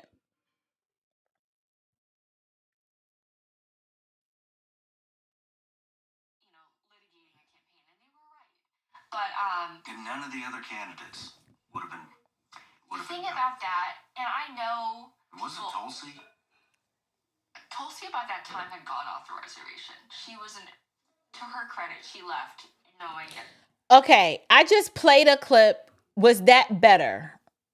Let me see. Okay, Black Spectrum says he can hear. We can hear you fine. It's Lindy we can't hear. My volume is all the way up. I can't, very low. I can't hear her well. Okay, that last clip that I just played, are y'all saying y'all didn't hear that? Have folks say a 0 to 10 about where we watching from. Okay, yeah, let's do that. Yeah, because I mean, I want you guys to be able to hear. How y'all let me sit on here for over? Y'all probably was telling me. Y'all know I don't be looking at the chat. Okay, so that was better. Okay, all right. Okay, this is good. I did something. Oh, y'all couldn't hear me. I'm sorry. I figured out what I needed to do. I needed to add another channel, and I needed to. Don't worry about what I did. Just know that we're going to play this clip from the beginning. Oh my gosh, her shoes. Y'all see the shoes. Girl, Lindy, turn it. Are those Arizas? No, those are not Arizas. Okay, we're going to... I know, Crystal, you did. Y'all know I don't listen. I'm sorry. The only person who could really hear good was Build Your Inheritance and someone else, a few other people. This whole time. All right. Well, I'm going to go back and we're going to play this clip. And this is talking about how no one wanted Biden. And I'm going to put myself on mute so that you guys can hear it well. They confiscated my phone. Wait. Not only that, somebody.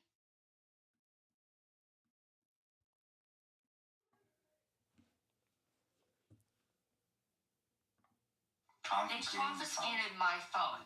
Not only that, somebody, and he knows who he is. Who is he? He's Asian. They know who it is.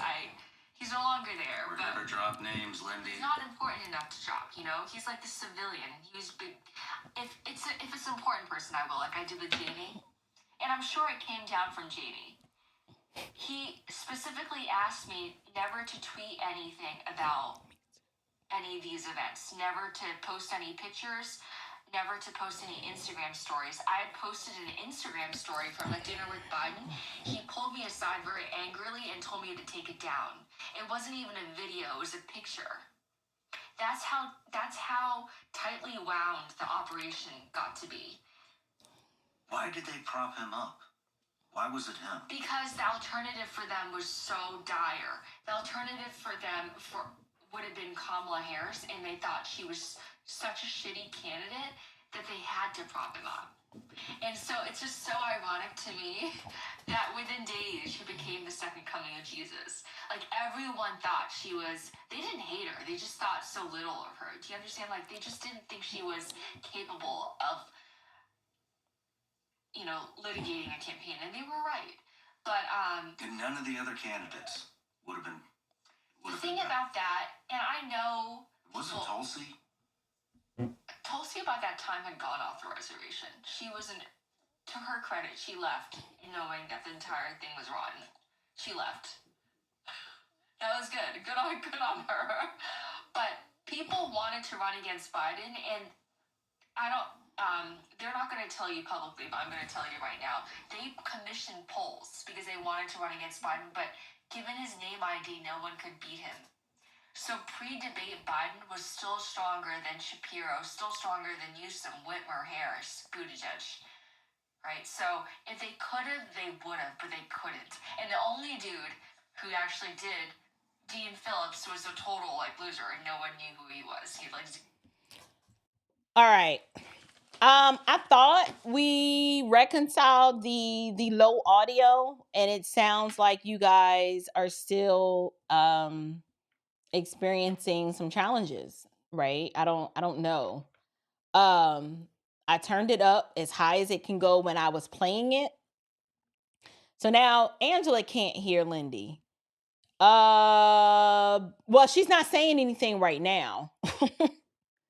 So that whole clip, you didn't hear that clip at all? Huh. That's interesting. I don't know. I heard her very well. I could hear fine. It sounds like Lindy's voice is coming through your microphone. No, it wasn't. It wasn't, but I don't know. Lindy Li is McConnell's daughter-in-law, but she says she's not married. How's that Mitch McConnell's daughter-in-law? I don't know. Listen, here's what we do know. We know that the Democrats was propping up Joe Biden. That's what we do know. And we also know that the reason why they were propping Joe Biden up is because the alternative was just too bad. So, y'all, let's think this through. These people were saying that a cognitively impaired geriatric patient was better than Kamala Harris. Now, I agree. My question is, why is it that so many individuals, I'm talking to my people now, in the Black community couldn't see that? Is it that we like the virtue of seeing someone who is allegedly like us? And I'm genuinely asking this question. This is not a put down. I am seeking to understand. Do we have such low self-worth as a collective that the idea that this woman who had displayed very poor debate skills, very poor communication skills, very poor leadership skills, very poor stewardship ability, were we just wanting, did any of that matter? Or our self-worth is tied to how everyone else sees us and what other people think about us, that we felt that we needed Kamala to validate us. Did we really need Kamala so that we could feel that we were equal and capable of achieving things? Because my question is, why is our self-worth tied to what the achievement of somebody that we don't even know? Why is it tied to that? Why is it that you hear Black women say that, I want my daughter to see someone at the highest office of the land that looks like them? Why does she need that? Are you not who you're supposed to be in her life? Why are you not the person that your own daughter can look up to and say, when I grow up, I want to do or be that. And it's not do or be that because you're doing some amazing thing that the world out there says at a girl, but it's because you are virtuous. You have great character. You can keep your word. You care and love for her. She sees how you love and treats her father. She sees how you love and treats other people. She sees how you attempt to impart wisdom and lead her on the path to righteousness. Why is it that our women, instead of us wanting our girls to say, I want to be like my mom when I get older, or I want to be like grandma when I get older, instead we're pointing to some old washed up thoughts from the 90s who is now trying to become a comeback queen and rise to the highest office of the land. And we can see everybody had to lie to make her look as if she was really that good. The media was just like, oh, you know, she's what was that term they were ascribing to her? That she was not weak. They were saying she's y'all remember the term? And we were just like, what is that? They were trying to play up her quirkiness and the goofy laugh and trying to sell it to us as if it was a virtue. What was it they were saying? I can't remember what it was. But why is that? Why is it that a woman, and hear me clearly, I wasn't even a conservative like when Condoleezza Rice and her neocon self was like doing something, but joy, right? All of the joy. And I was just like, okay, like the joy in the Lord is my strength. I don't need Kamala for that. I'm trying to understand. You had black men walking around with Kamala on their shirt, talking about I'm with her. So I'm like, that's real masculine for you to be out here talking about I'm with her. Okay, whatever. Matriarchal miscreant is your thing. Okay. My concern is when you heard people like Raphael Warnock saying, you know, well, I want to be able to look to my daughter and say that she got somebody that look like her with hair like her in the White House. What's wrong with her mama hair? What's wrong with her mama? What's wrong with her aunties and her grandmama? Why are you looking for someone out there to give your daughter the validation she needs to be the woman or young woman that the Lord has called her to be? I mean, because Kamala told us that we was only good for twerking and having wet spaces. This is a family-friendly show, but that's essentially what she was selling us. She was selling us WAP and twerking. And this is the woman that pastors got in their pulpit and said that they were with her. And on some level, I believe them. Oh, I absolutely believe them. They were dry snitching on themselves, saying that I'm of the flesh. And I liked seeing Meg Thee Stallion twerk. And I like Cardi B, because, that's what I listen to in my private prayer time. Like these pastors that were saying that, they were telling you what they were all about. They were letting you know that the works of the flesh were way more ever present on their mind than what thus saith the Lord. And so if they had to, them propping up a geriatric, cognitively impaired person, that was better than what they would have gotten in a candidate of Kamala Harris. And so they propped Joe up until they couldn't prop him up no more. And then even when they were forced to choose Kamala, nobody wanted to do it. Nobody wanted to do it. And black people, them darn liberals are low down. Even if you were a liberal, you should have been insulted.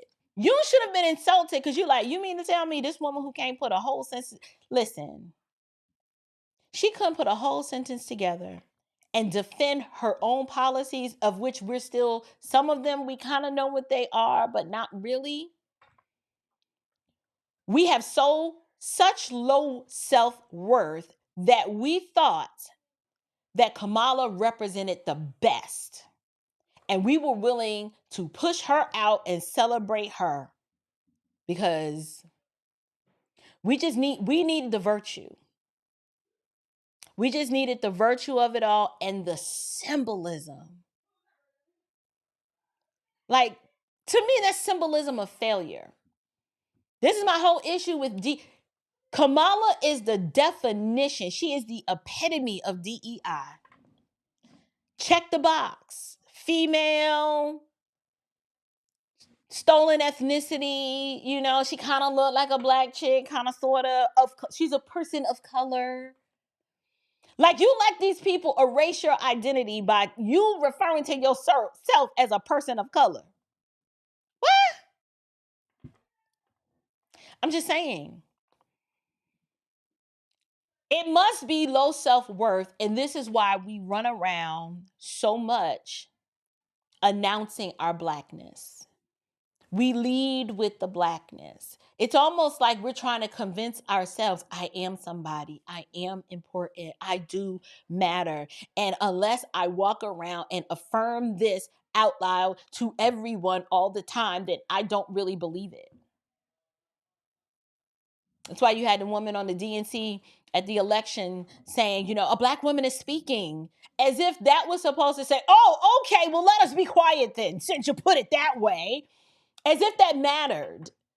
As if what she had to say had more basis and merit because it was coming from the mouth of a black woman.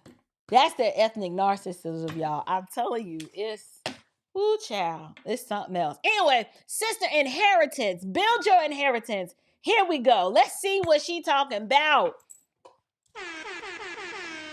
Blessings to you for such a generous super chat, sis. Thank you so much. Let's see. She goes, hey, April.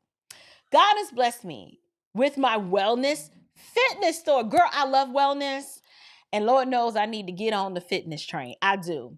I am a digital marketing, winning mindset motivator, encourager. I want to show people how to start their own biz. Chat won't let me post the website. Yeah, I can't remember. I was getting a lot of spam at one point, so I think I may have blocked those blocked websites if people try to post links. So, if you let anybody with a wrench allow Sister Build Your Inheritance to drop the name of her wellness company in the live chat, and I believe my moderators have link posting ability. I don't know, whoever has a wrench tonight, if Yvette is around, if Yvette could take care of that for me, I would be so appreciative. If you can just converse amongst yourselves, inheritance, with Sister Yvette, and give her the details of the link. And Sister Yvette, if it doesn't let you post the link, let me know and I'll figure something out.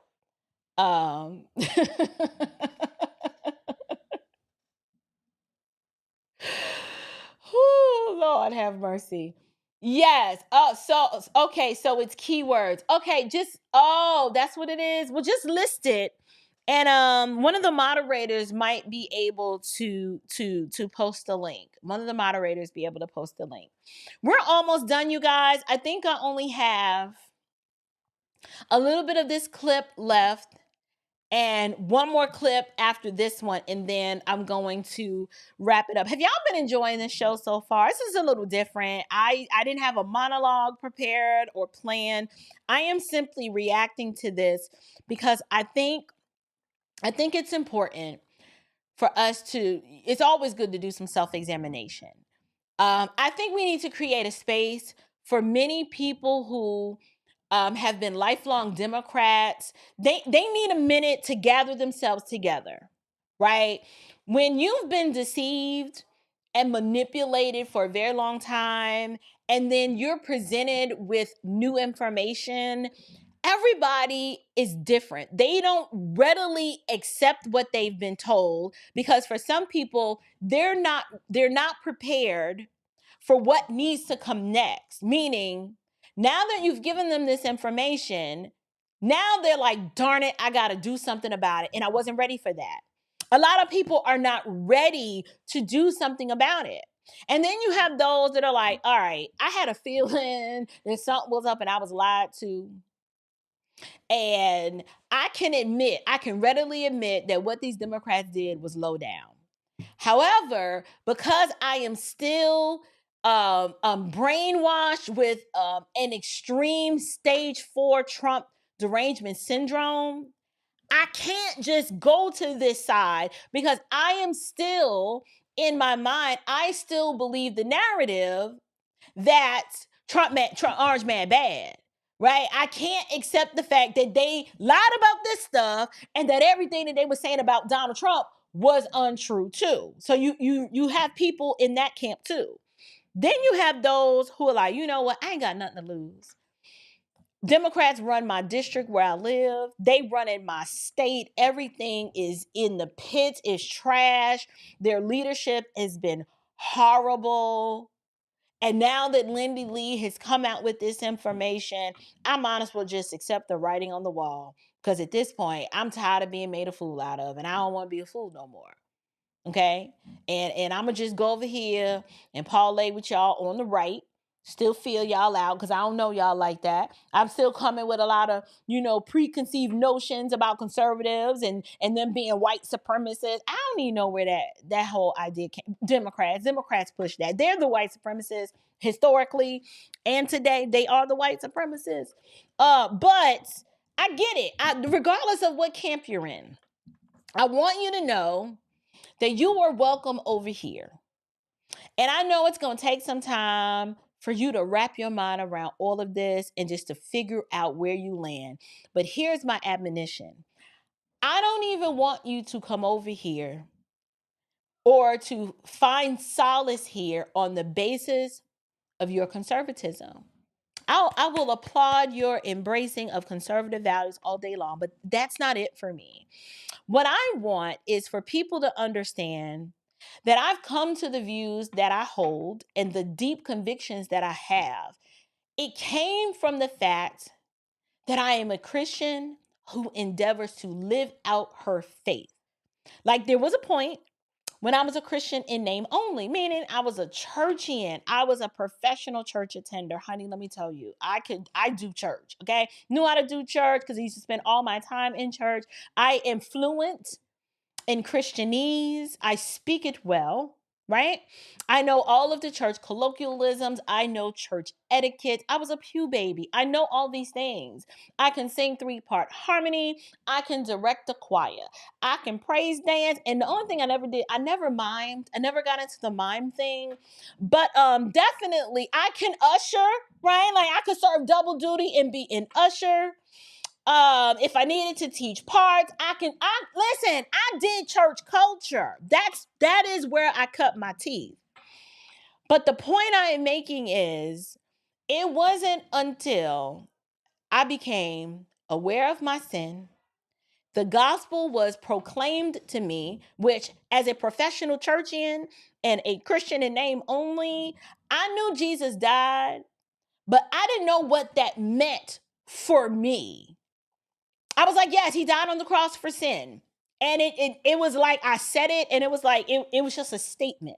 It wasn't until I understood, wait a minute, why did Jesus have to die for sin? Like whose sin? Oh, my sin. Okay, I'm a sinner. Well, what does that mean? When I learned and grasped with full understanding that my sin separated me from a righteous and holy God who cannot look upon sin. It wasn't, accept that Jesus died for my sin and just be a good person. That's not the gospel. The gospel is Jesus died for sin. You can't be a good person. And even on your best day, your good works and righteous deeds are as filthy rags because they are tainted with sin, no matter how good or close to perfection and behavior modification you try to get. And so, to be justified, meaning to declared as if you've never sinned, to be declared righteous, The only way you get to heaven is you got to be justified. Well, shoot, how is one justified? How am I declared as if the sin debt that I owe, how does that get paid in full?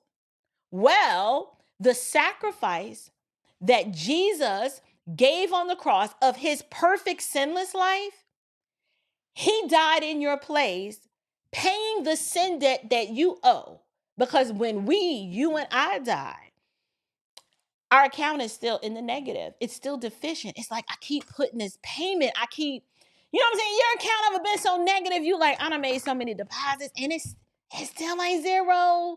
It's deficient.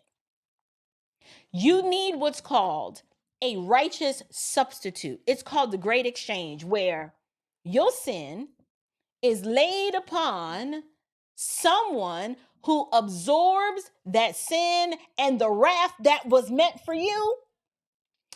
Only one person is capable of absorbing that wrath and satisfying the debt that you owe.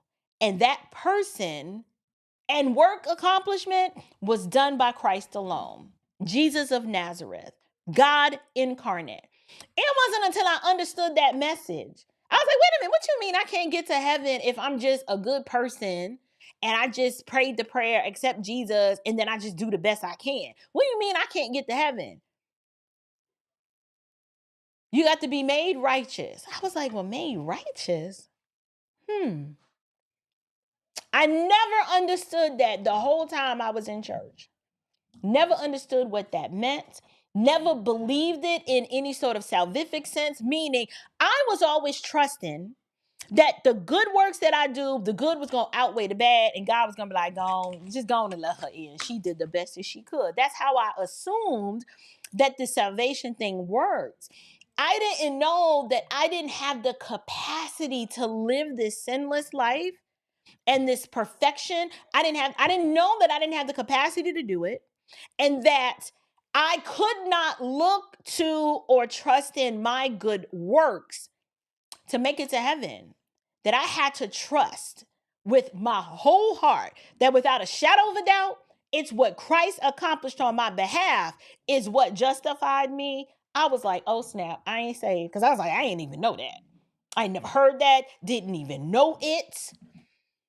It was at that point that God opened up my heart and allowed me to see the recesses of just how wicked and depraved and sinful I really was. And that God could give me a new heart, take out that calloused heart of stone, the stony heart that was like, I do church and I'm in around church people, but I don't like church people like that. That heart of stone was replaced with a heart of flesh, to where I cannot explain where the love for God's people came from. I cannot explain where the thirst to learn more about God through his word came from. I can't explain why I was like, I just want to be around the people of God. These are people that I didn't like before. The only thing I can do is tell you that I had an encounter with the risen Savior who changed my heart and did that for me, because that is not something that I could muster up within my own self. And so my goal is, as I do this political content, I know it rubs some of y'all the wrong way, because you don't want to have to deal with the fact that you were deceived and that you were lied to and that you've been on the side of the wickedness and you've tried to reconcile as best as you can that, well, that's what they do, but I'm not like that. My goal is not to win you over and turn you into a conservative. My goal is through the proclamation of the truth of the gospel that you recognize the reason why I was a liberal is because I was dead in my sin and I needed to be made alive in Christ. And therefore, these conservative values that I am clinging to now have nothing to do with political parties, but has everything to do with the fact that God has spoken, and that it happens to be some policies on this side of the aisle that closely align with how our worldview should be as believers. It's never been about political parties for me. It's never been. It's always been a gospel-centered focus. But too many of y'all are caught up in my words because in your flesh, you don't like what I'm saying because it's true. And you're not ready to accept the fact that, okay, I'm deceived and I didn't like the orange man, but for whatever reason, the Lord has chosen to use him in this hour to get America back on track, get us away from this sexual perversion, at least reorient our minds to be like, we killing babies in mass. We may need to roll some of that back. We may need to stop exporting this wicked perversion to other parts of the world because it's creating enemies. I can't explain how the Lord is using a sinful person like a Donald Trump to reorient America back on track. I can't explain that, but I'm not going to sit here and act like it's not happening. So you can either double down in your sinful foolishness and be mad at the narrative of him being a white supremacist. You could do that. But I don't have to stand here as a Trump apologist to say, I can objectively look at this and be like, these darn Democrats was leading us to hell. They were leading us straight on the road to hell. Literally, in this life, many people living in these Democrat cities are living in a hell where their communities are being overrun and overtaken by illegal immigrants who are out here harming Americans. Our resources are limited, and the Democrats just want to let the floodgates open because they are exploiting this for their own selfish gain. And I just so happen to be a Christian who is unashamed to proclaim that, yes, I lead with the gospel first. But at the same time, to get you to understand and see why what the Democrats are doing is so foul and wrong, I have to lead with the gospel first. But I still got to tell you, this is what's happening in the natural.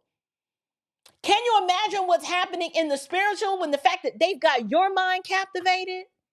They have your mind captivated and got you siding with the thought that it is lawful to slaughter image bearers in the womb and get you to accept it and then convinced you that you won't be complicit in it. Well, I don't think, I would have an abortion, but women need the right. They need the right to do that because they may end up, in a situation that they can't get out of. And I'm like, you call yourself a Christian. Show me a book, chapter, and verse to substantiate that. You can't, sir. You can't, ma'am. You need to repent. Your sin is blinding you from seeing that is sinful.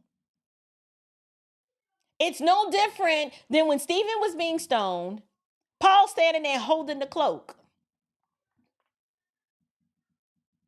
You voting for the party that is telling you that this is what they want to do. And you check the box for the candidate that that's what they want to do. They're telling you. They're telling you, we want to pervert your children.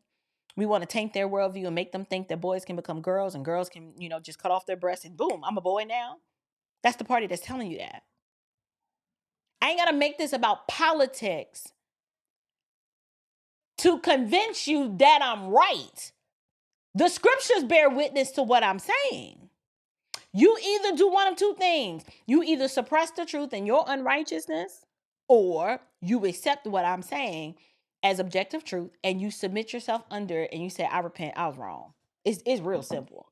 But let's finish with Sister Lindy. She got some thin arms. She really do. Ooh, child, they thin. Poor baby. She need a Snicker bar. We gonna get her a snack. But let me tell you, amongst the donor class, no one wanted a second Biden term. Nobody did.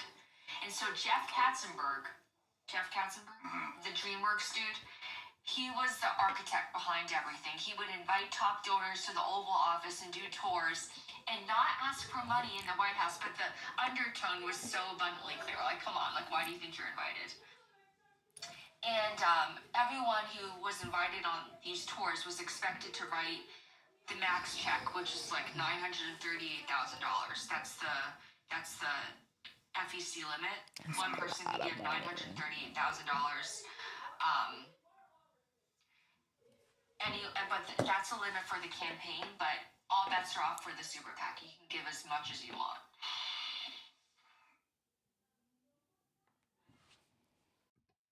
Okay, so that was the end of that clip. Y'all, I'm sorry. My kids are loud, and I'm about to let them know. I mean, they sound like little banshees. Okay.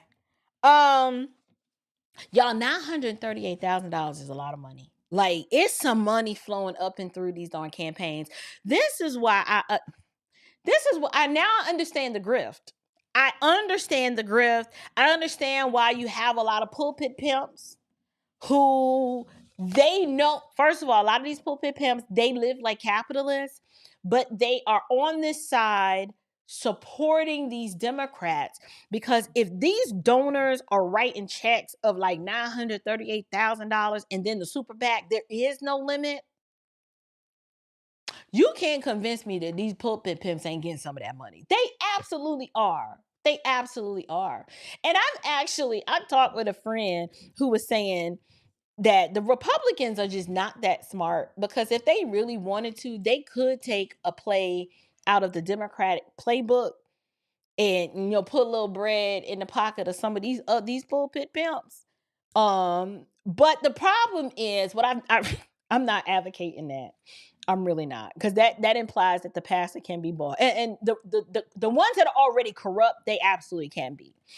But the argument is that, well, my argument is that a lot of these pastors, the conservative ones, a lot of them are conservative in secret, and they're prideful and fearful to come out to their congregation and tell their congregations not how to vote, but teach their congregations about the issues, because they don't trust that God is going to provide, and they don't trust that God is going to sustain the church. They believe that they are really upholding the church by the word of their power, and that if they even remotely sound as if they are pushing their people toward the right, that they're going to lose followers. Okay, well, my thing is, and I was talking to a friend about this the other day, I said, pastors don't really realize, in the Black church tradition, I can't speak for other ethnic expressions of the American evangelical church. Let me just speak to the Black context. Black pastors are incredibly influential, and they know how much influence and power that they have over their people. And many of them know that they can win their congregation over to their side, and they know it can be done. But many of them are too afraid.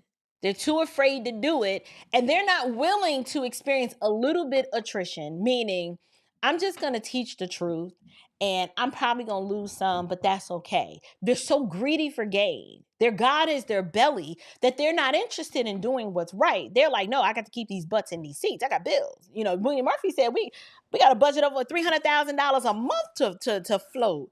I ain't got time to be teaching people the truth and then run the risk that they leave. No, I can't do that. I got to sell the victimhood and keep them oppressed and thinking that the problem is over there so they can, keep giving me money. That's really how this works. But that's a lot of money. Oh my goodness, that's a lot of money. But let's get to this last clip. I'm running out of steam. I am running out of steam. So let's do it. This one is covering for Biden. Am I muted? Am I muted? Y'all, was I muted? Was I muted? Can somebody answer? Am I even live? I am live, but I don't know if I was muted or not. Could y'all hear anything that I was just saying?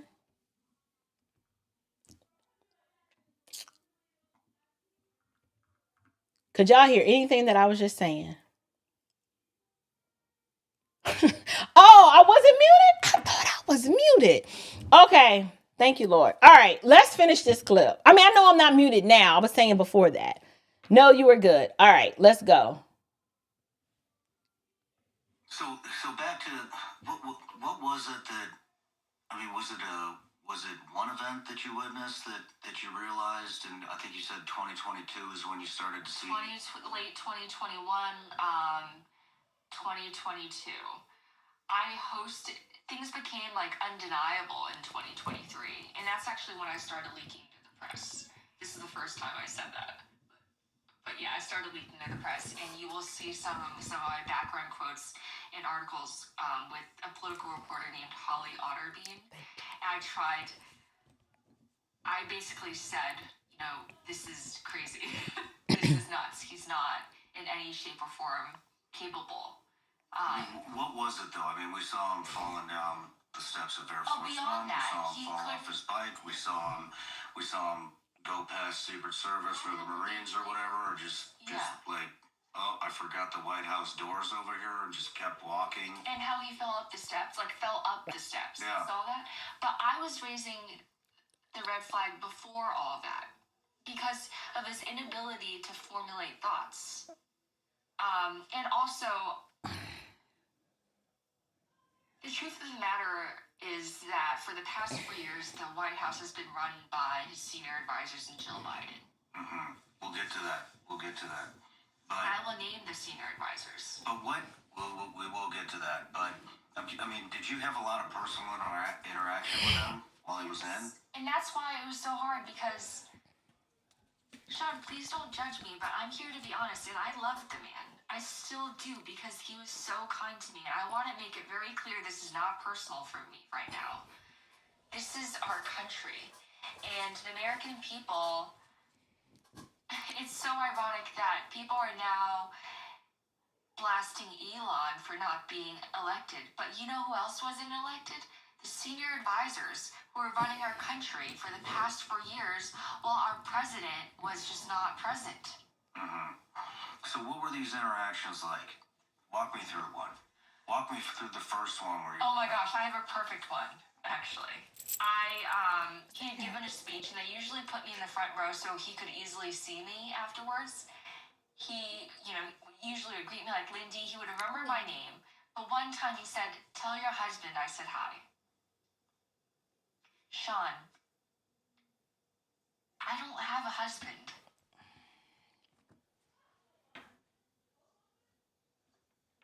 I just remember, Wow. Yeah, and he knows that. So here is where Lindy affirms that a lot of times when you hear the left complaining, they're really projecting.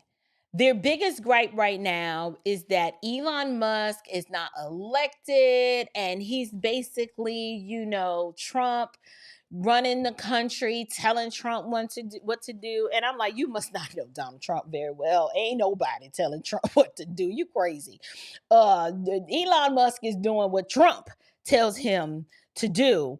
But you guys, our country for the past 4 years were run by Lindy's admission, Biden's senior advisors, and Jill Biden.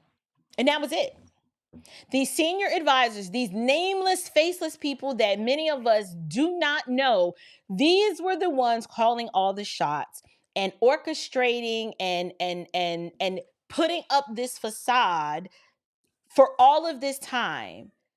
Like I said, do you know how vulnerable that made us as a country? The fact that Joe Biden was not making these decisions, I don't understand how the American people can ever trust the Democratic Party because they all knew this. They were all in on it.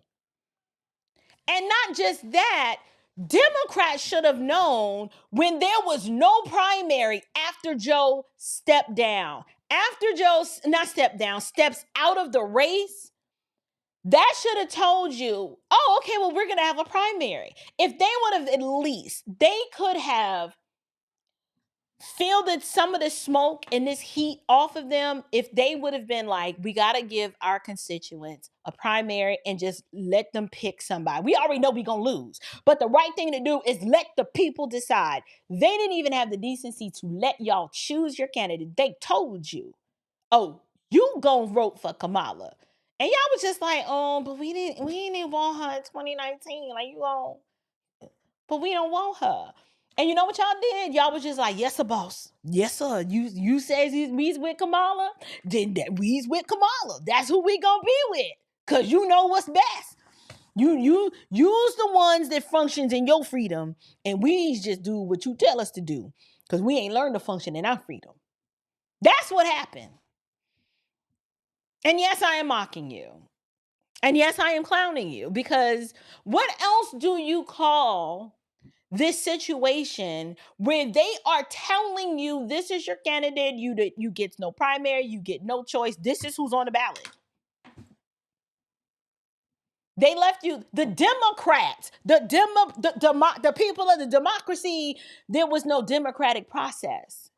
But yet, the entire time, they kept hollering about the authoritarian right, the totalitarian regime that you're going to usher in, and the white supremacy, and the Project 2025. And now come to find out, the reason why they didn't want that is because they already knew all this USAID that's been uncovered, the slush fund that the Democrats have been using. This is how all of them come into office making what, $1.25, maybe $1.40 a year, and then come out with a net worth of 10 million, 11 million, $27 million. They're using this money, funneling it out to all of these humanitarian projects and aid, and they just, we gonna send 27 million over there, and I just need 2 million of it. You just give me my cut, my finder's fee of 2 million, and then I'm gonna put that in the bank. And the reason why they're mad is not because they care about all of the causes and the purposes that this money was used for. The reason why they care is because now it ends and they don't get their cut anymore. That's why they're mad.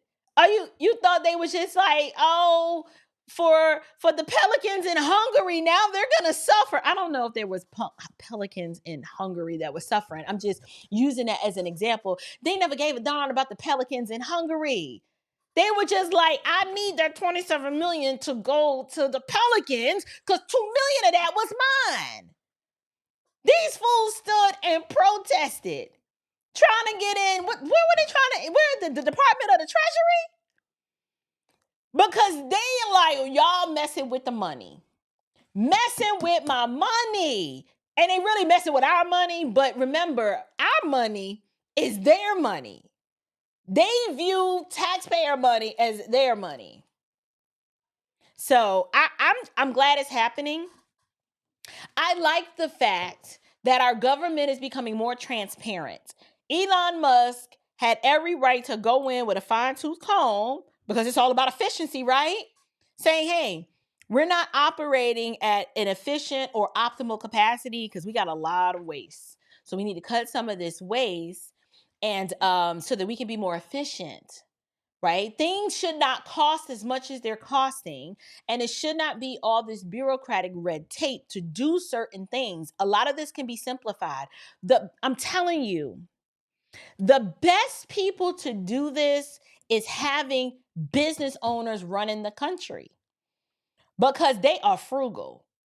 It is all about, can we get that cheaper somewhere? Who makes that widget? Okay, well, we're going to try this widget, right? It's all about keeping productivity high, making sure revenue is high, and you keep costs and expenses as low as possible without sacrificing your end product or your productivity or your customer service. It's trying to strike that healthy balance.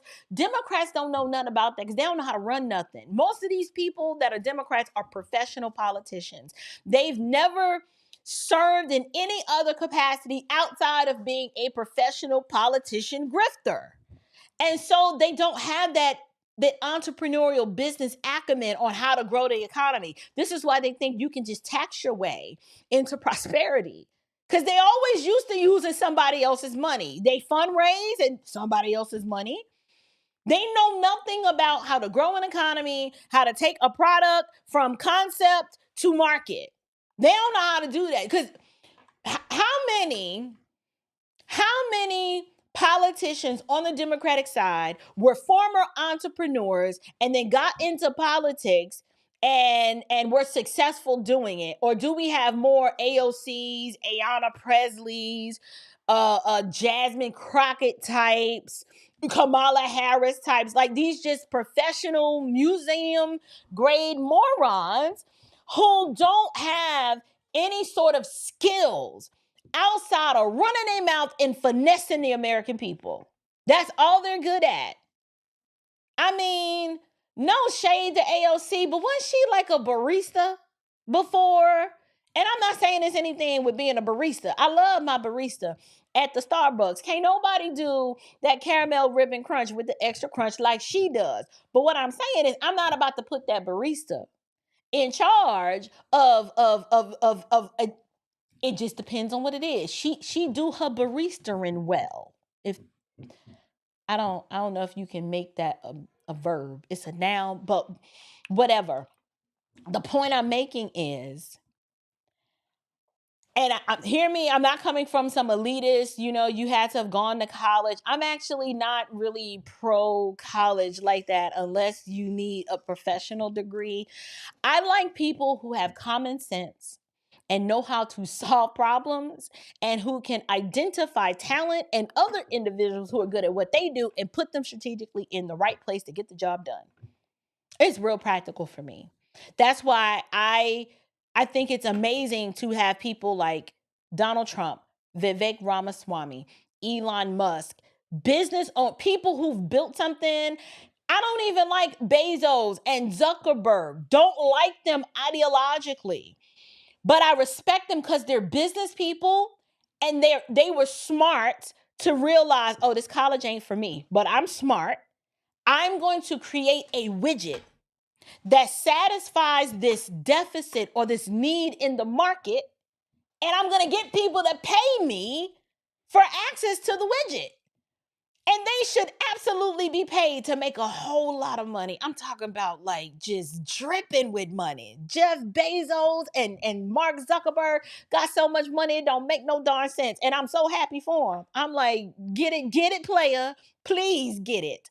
You with your little weird self and for the streets girlfriend, it is what it is. He's Amazon. We all use Amazon and our lives are better for it. Okay? I'm just saying. Say what you want about Facebook. Facebook connected us with people that we hadn't seen since Jesus was an infant. And had not been for Facebook, many of us wouldn't be able to market our businesses.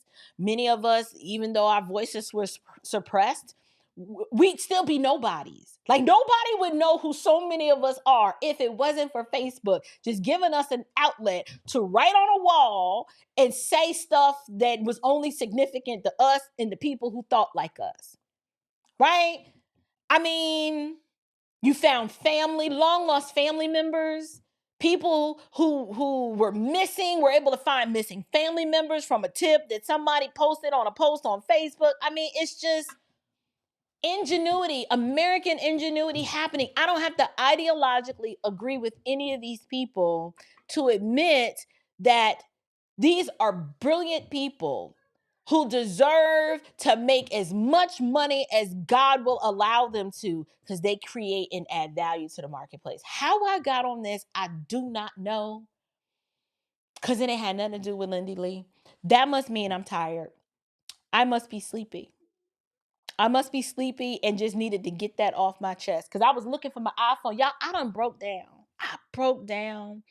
I have been refusing to get an iPhone because I like the Apple ecosystem, but my phone, I was going to be team Android till I die. Well, I broke down and got an iPhone, and I realize now the error of my ways. Not that I love the phone, because I still don't know how to work that thing to optimal capacity.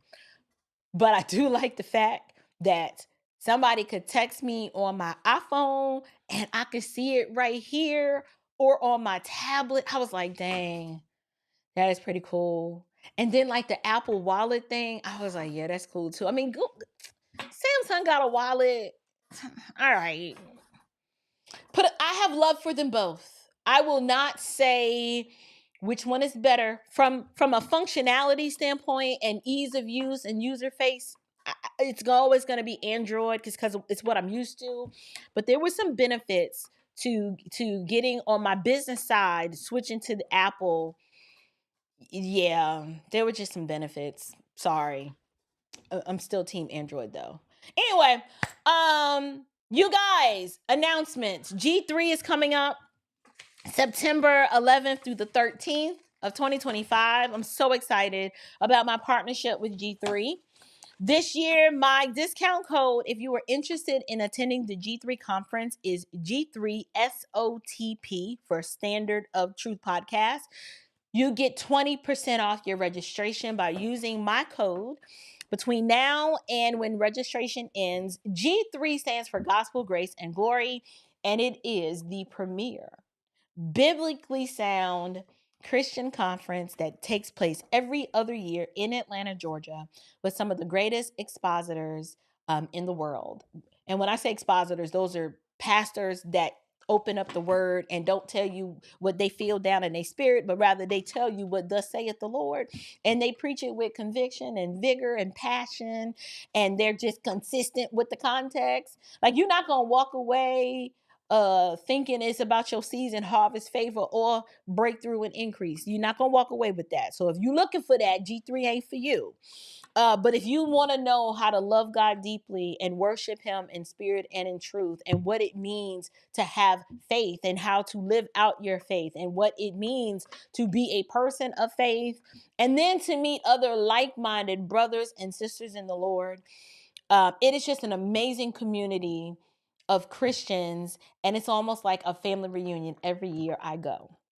So I will be there at G3 September 11th through the 13th.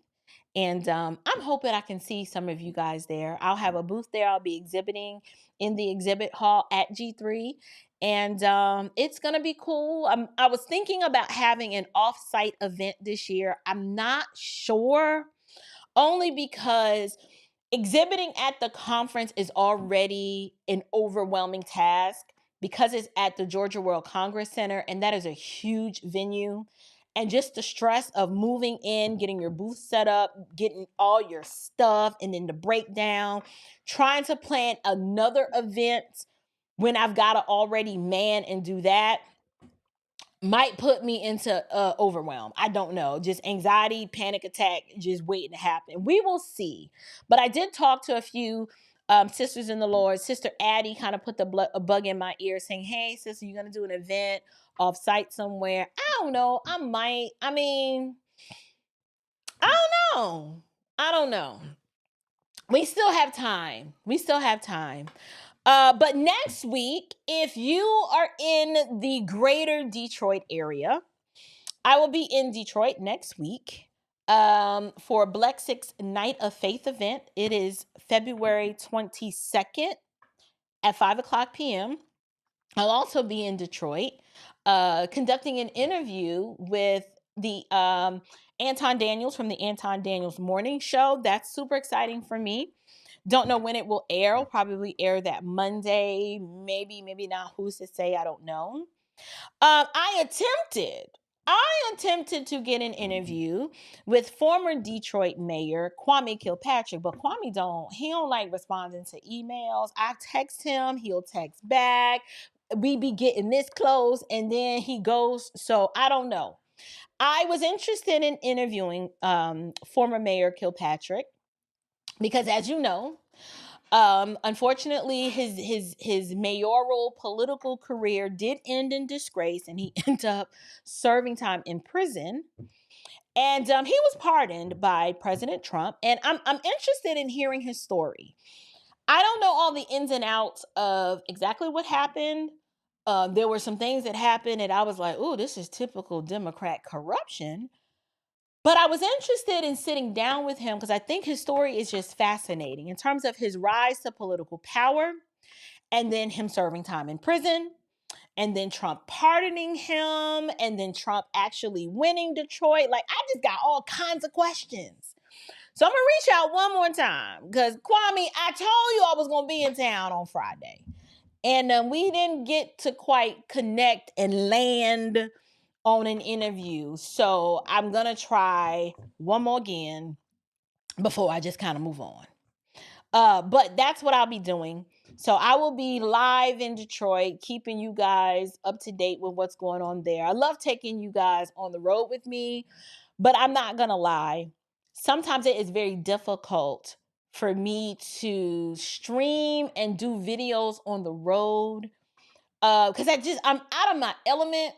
And I don't know, I'm in my own way. Sometimes I should just turn on the camera and just come say hi to y'all. And I don't, because in my mind, I'm like, why do they care? They do not care that I am here. And so I don't do it. And then after the fact, I'm like, I should have went live. So hopefully my mind will be right this weekend and I might just pop in and go live and maybe do it just members only because the vast majority of y'all probably really don't care. But the members care. But everybody else, like, we don't care. So we'll see.